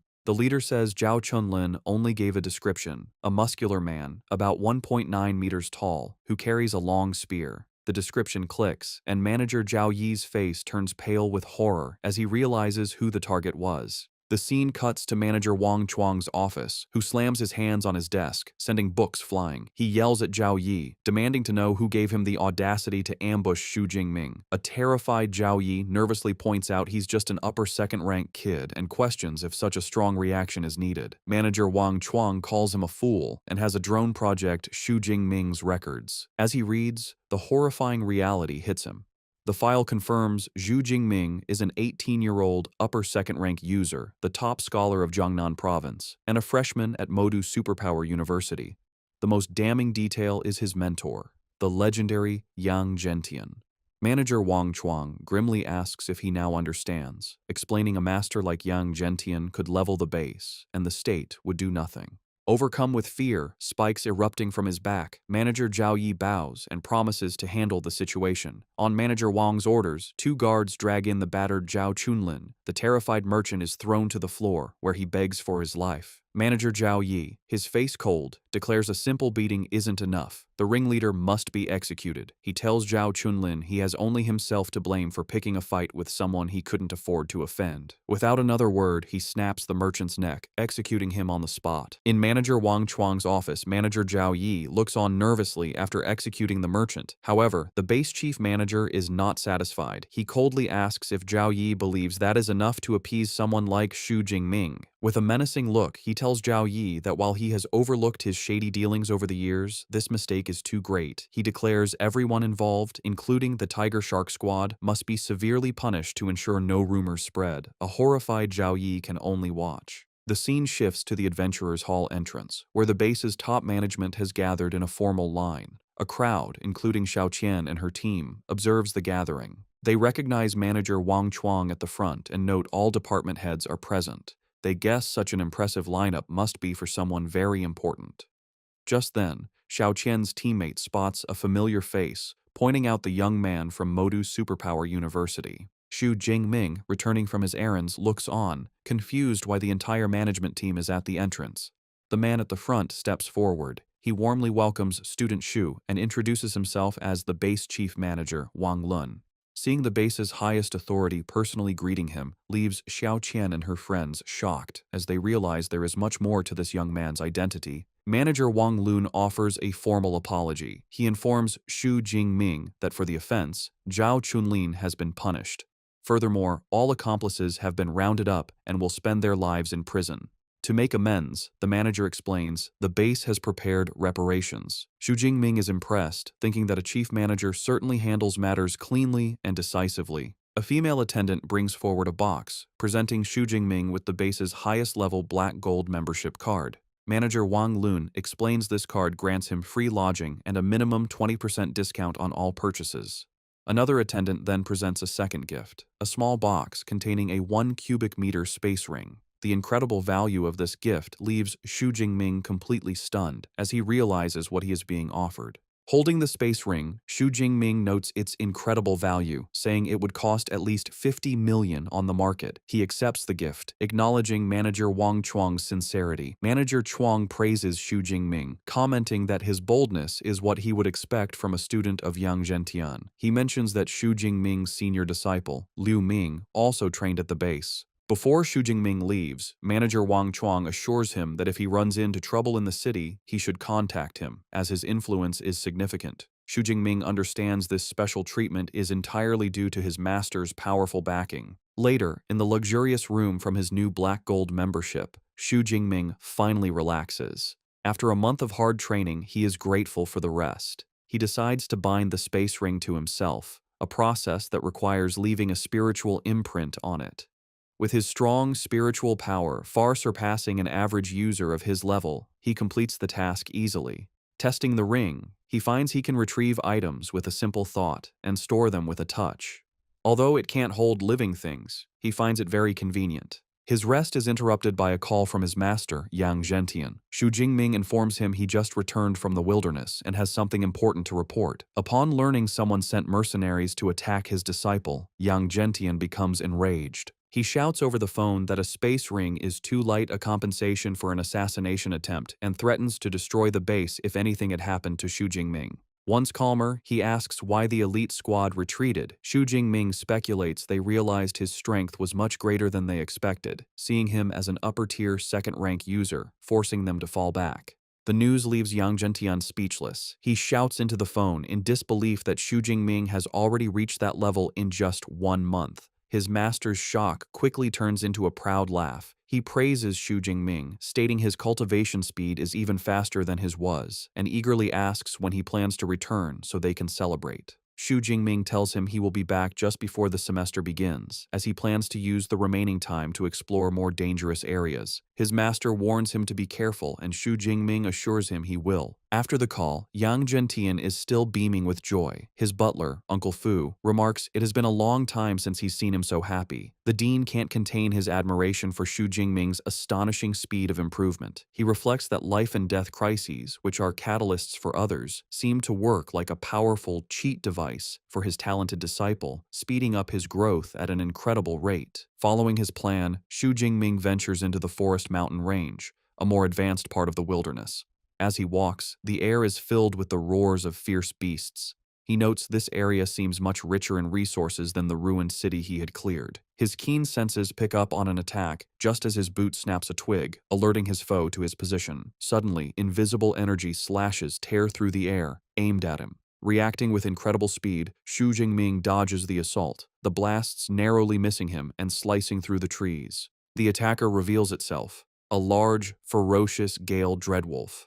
Xu Jingming calmly analyzes it, guessing that most third-rank beasts have special abilities. He identifies the wolf as a wind element creature, likely at a mid-tier third-rank level, and wonders how many ability points its defeat will give him. As Xu Jingming prepares to fight the beast, he senses another group approaching. It is the popular streamer Zhang Chuxuan, with her bodyguards and a cameraman. One of her men points out the Gale Dreadwolf, suggesting it would be perfect for Miss Zhang to defeat on camera. The team leader orders his subordinate to block the wolf's escape, intending to claim the beast for themselves. Xu Jingming observes this, thinking they are trying to steal his kill, which is against the wilderness rule where the first person to find a resource has claim to it. However, Zhang Chuxuan expresses her disapproval. She states that she dislikes taking another's prey just for filming content. The leader tries to frame it as a heroic rescue for their stream. Zhang Chuxuan is not convinced, saying she doesn't need fake praise and pointing out that Xu Jingming appears calm and capable, not needing help. Following her wishes, the team leader complains quietly but agrees to find another beast. He orders his team to leave. Xu Jingming watches them go, thinking Zhang Chushuan's character is surprisingly decent for a famous online personality. However, he also notes the team leader seemed to have little authority. He dismisses the thought and refocuses on his hunt. The Gale Dreadwolf, annoyed that Xu Jingming stood his ground, lunges in a furious attack.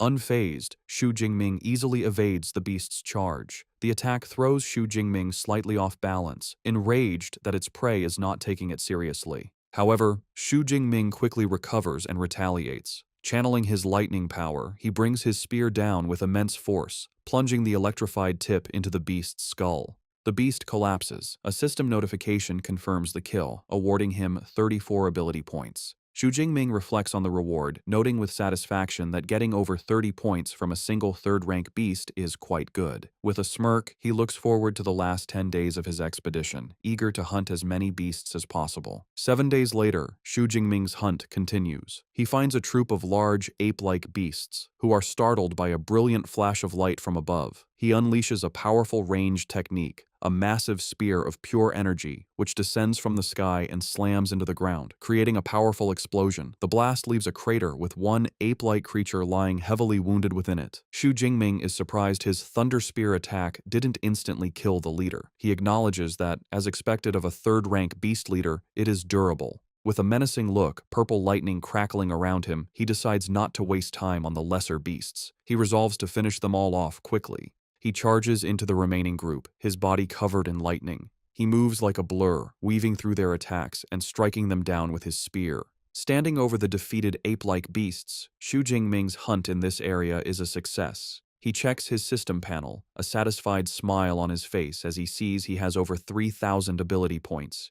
He thinks this amount should be enough to finally learn the powerful S-rank combat techniques he has been eagerly anticipating. Just as he is about to move on, his smartwatch beeps, projecting a holographic distress signal. Elsewhere, Jiang Chushuan is desperately fleeing for her life, leaping through the trees at incredible speed. She is being pursued by a massive, armored, dragon-like creature. Through her panicked thoughts, she reveals her team was scattered by a powerful fourth-rank beast, and in the chaos, she ran into another foe, a low-tier, third-rank ground-digging dragon. She knows any beast associated with dragons is very fierce. As a mid-tier second-rank user, she understands she has no chance of winning, even with a power-boosting pill. Her only hope is that another superpowered person will see her distress signal and come to her aid. Her situation becomes worse when she breaks out of the dense forest into an open clearing. She realizes, with a sense of doom, that without cover, the beast will surely catch her. As she feared, the creature closes in, cornering her completely. Just as the beast is about to strike, a massive spear of pure purple lightning descends from the sky, slamming in front of the creature and stopping its attack. Xu Jingming appears in a flash of lightning, standing protectively between her and the stunned beast.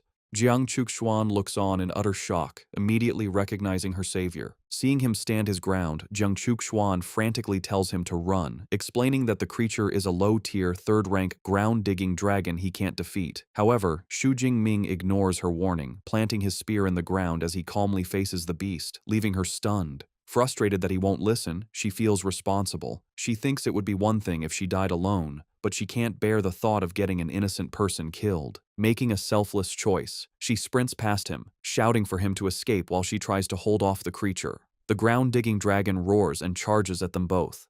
Jiang Chushuan prepares to fight. Before she can act, Xu Jingming unleashes his power behind her. He summons a massive spear of crackling lightning and hurls it over her head at the charging beast, leaving her to watch in stunned silence. The energy spear descends at incredible speed, piercing directly through the beast's armored head in a massive explosion of purple lightning and gore. The creature collapses, its head completely destroyed. Jiang Chushuan falls to her knees in complete disbelief, stammering about how the fearsome beast was killed in a single instant attack. She looks up at Xu Jingming, thinking about his terrifying power. She realizes the sonic boom she heard earlier was from him and wonders how he could be so strong when he's supposed to be only an upper-tier second-rank user. A notification appears for Xu Jingming, confirming the kill and awarding him 36 ability points. He smirks, thinking that, as expected of a beast with dragon in its name, it provides more points than a normal beast of the same rank. After the battle, Xu Jingming approaches Jiang Chushuan, who is still on the ground, and asks if she is all right. She says she is fine, just weak in the knees, and thanks him for saving her. He modestly replies that anyone would have done the same and helps her up. Standing, Jiang Chuxuan says she owes him a great debt for saving her life, and he can ask for anything in the future. Xu Jingming politely declines, but says an autographed photo for his roommate would be the best reward. The request surprises her, but she agrees, saying she doesn't have one with her but can give it to him at the supply base. Her attention is then drawn to his weapon. She recognizes it as the famous Dark Cloud Gale Spear and asks if he's a student at Modu University. He confirms it was a gift from his master. Zhang Chuxuan explains the weapon is famous because it's so heavy only powerful users can wield it. She introduces herself as a second-year student from the Elemental Academy. Hearing this, Xu Jingming greets her as a senior. She internally notes she's never heard his name at school and concludes he must be a very low-key upperclassman. He realizes she thinks he is a senior because most students don't reach his power level until their third year, and he decides not to correct her. Still in awe, Zhang Chuxuan marvels that he could instantly kill a strong, upper-tier third-rank creature. As he prepares to leave, she stops him. With a blush, she shyly asks if she can travel with him for a while, explaining she was separated from her bodyguards and can't survive alone in the wilderness. Xu Jingming agrees to escort her to the ruined city, from where she can get back safely. She happily thanks him. As they walk, she suggests they check the beast's cave for valuable items, which is why it attacked her. Xu Jingming agrees it's worth a look. On the way, she asks which academy he belongs to. When he says he is from the Weaponry Academy, she comments that she knows their dean, Yang Zhentian, has a very fierce nickname. Xu Jingming calmly informs her the dean is his master. The revelation leaves Zhang Chuxuan flustered and embarrassed, and she apologizes profusely for speaking badly of his teacher. Xu Jingming is taken aback, thinking that for a cold online ice goddess, she is quite a chatterbox in person. Zhang Chuxuan leads him to a dark, rocky cave, the ground-digging dragon's lair. Inside, he cautiously tells her to stay behind him, as he is unsure of what dangers lie ahead. She agrees, following closely as he leads with his spear crackling with protective lightning. Their caution soon turns to amazement.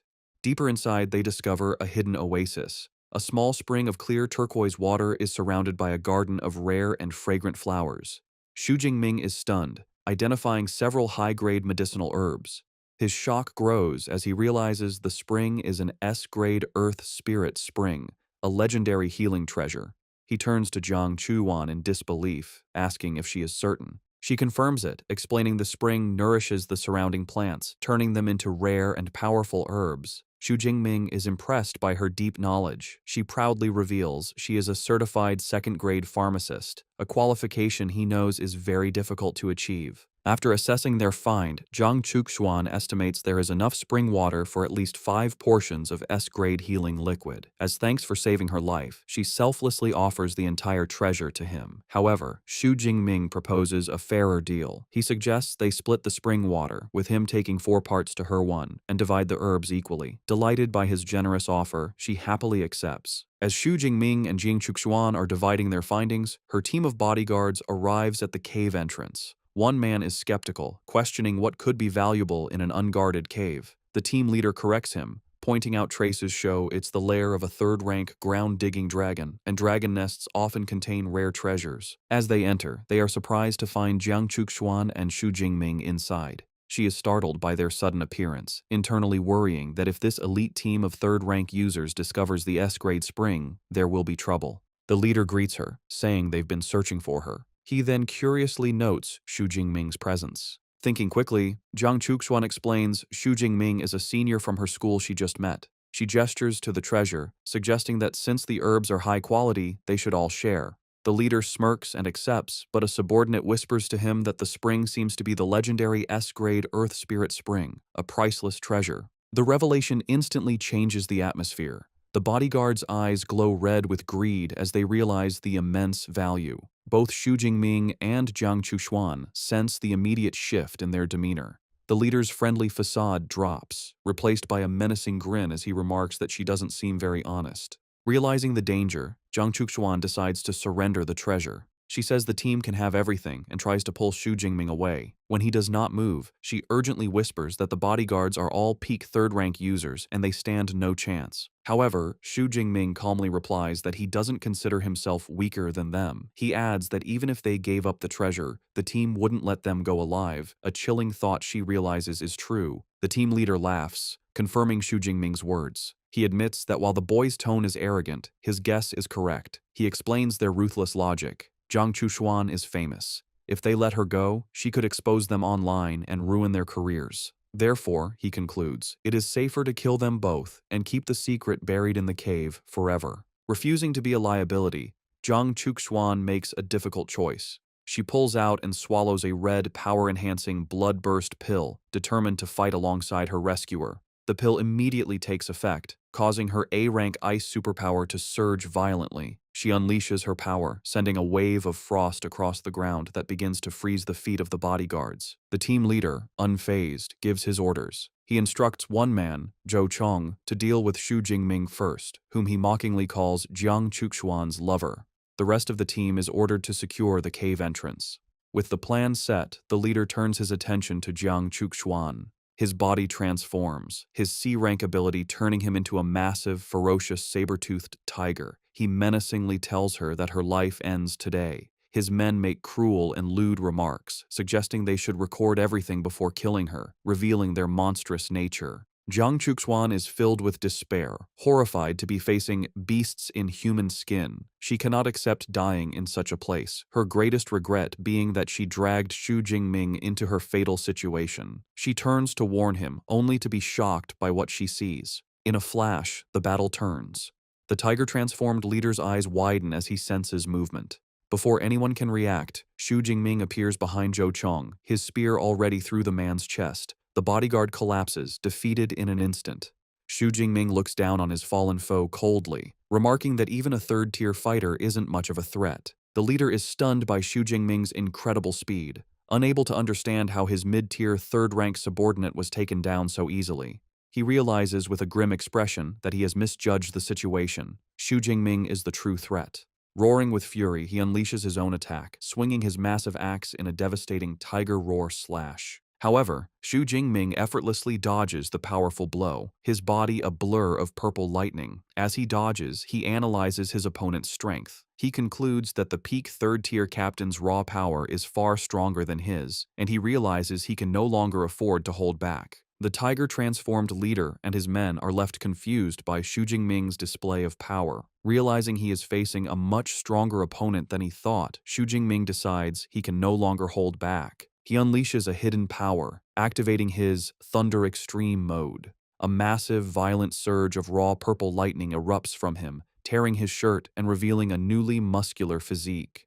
Jiang Chuxuan can only watch in stunned silence, her face a mix of awe and concern. The sheer force of this transformation shocks the tiger leader, who stares at the dark, swirling energy and wonders what kind of monster Xu Jingming is. Xu Jingming's appearance changes dramatically. His eyes now glow a piercing blue with slitted pupils, and two large demonic horns sprout from his head, completing his terrifying new form. He revels in the incredible surge of power, finding the feeling amazing. After a moment of shock, the leader dismisses the change, believing it to be just a special mode meant to be intimidating. Regaining his confidence, he prepares to attack again. With a ferocious grin, Xu Jingming rushes forward. The two warriors clash, the leader using a defensive skill called Lying Tiger Stone, certain his armor can withstand any attack from a lower-rank user. However, he is proven fatally wrong as Xu Jingming's own Lightning Gale Slash connects with his weapon. The force of Xu Jingming's attack is overwhelming, shattering the leader's powerful armor. The impact sends the massive Tiger Man flying backward, completely defeated. Xu Jingming stands confidently in his transformed state, declaring his body is now 3 to 4 times stronger, a level of power the leader's tough, beast-like hide could not withstand.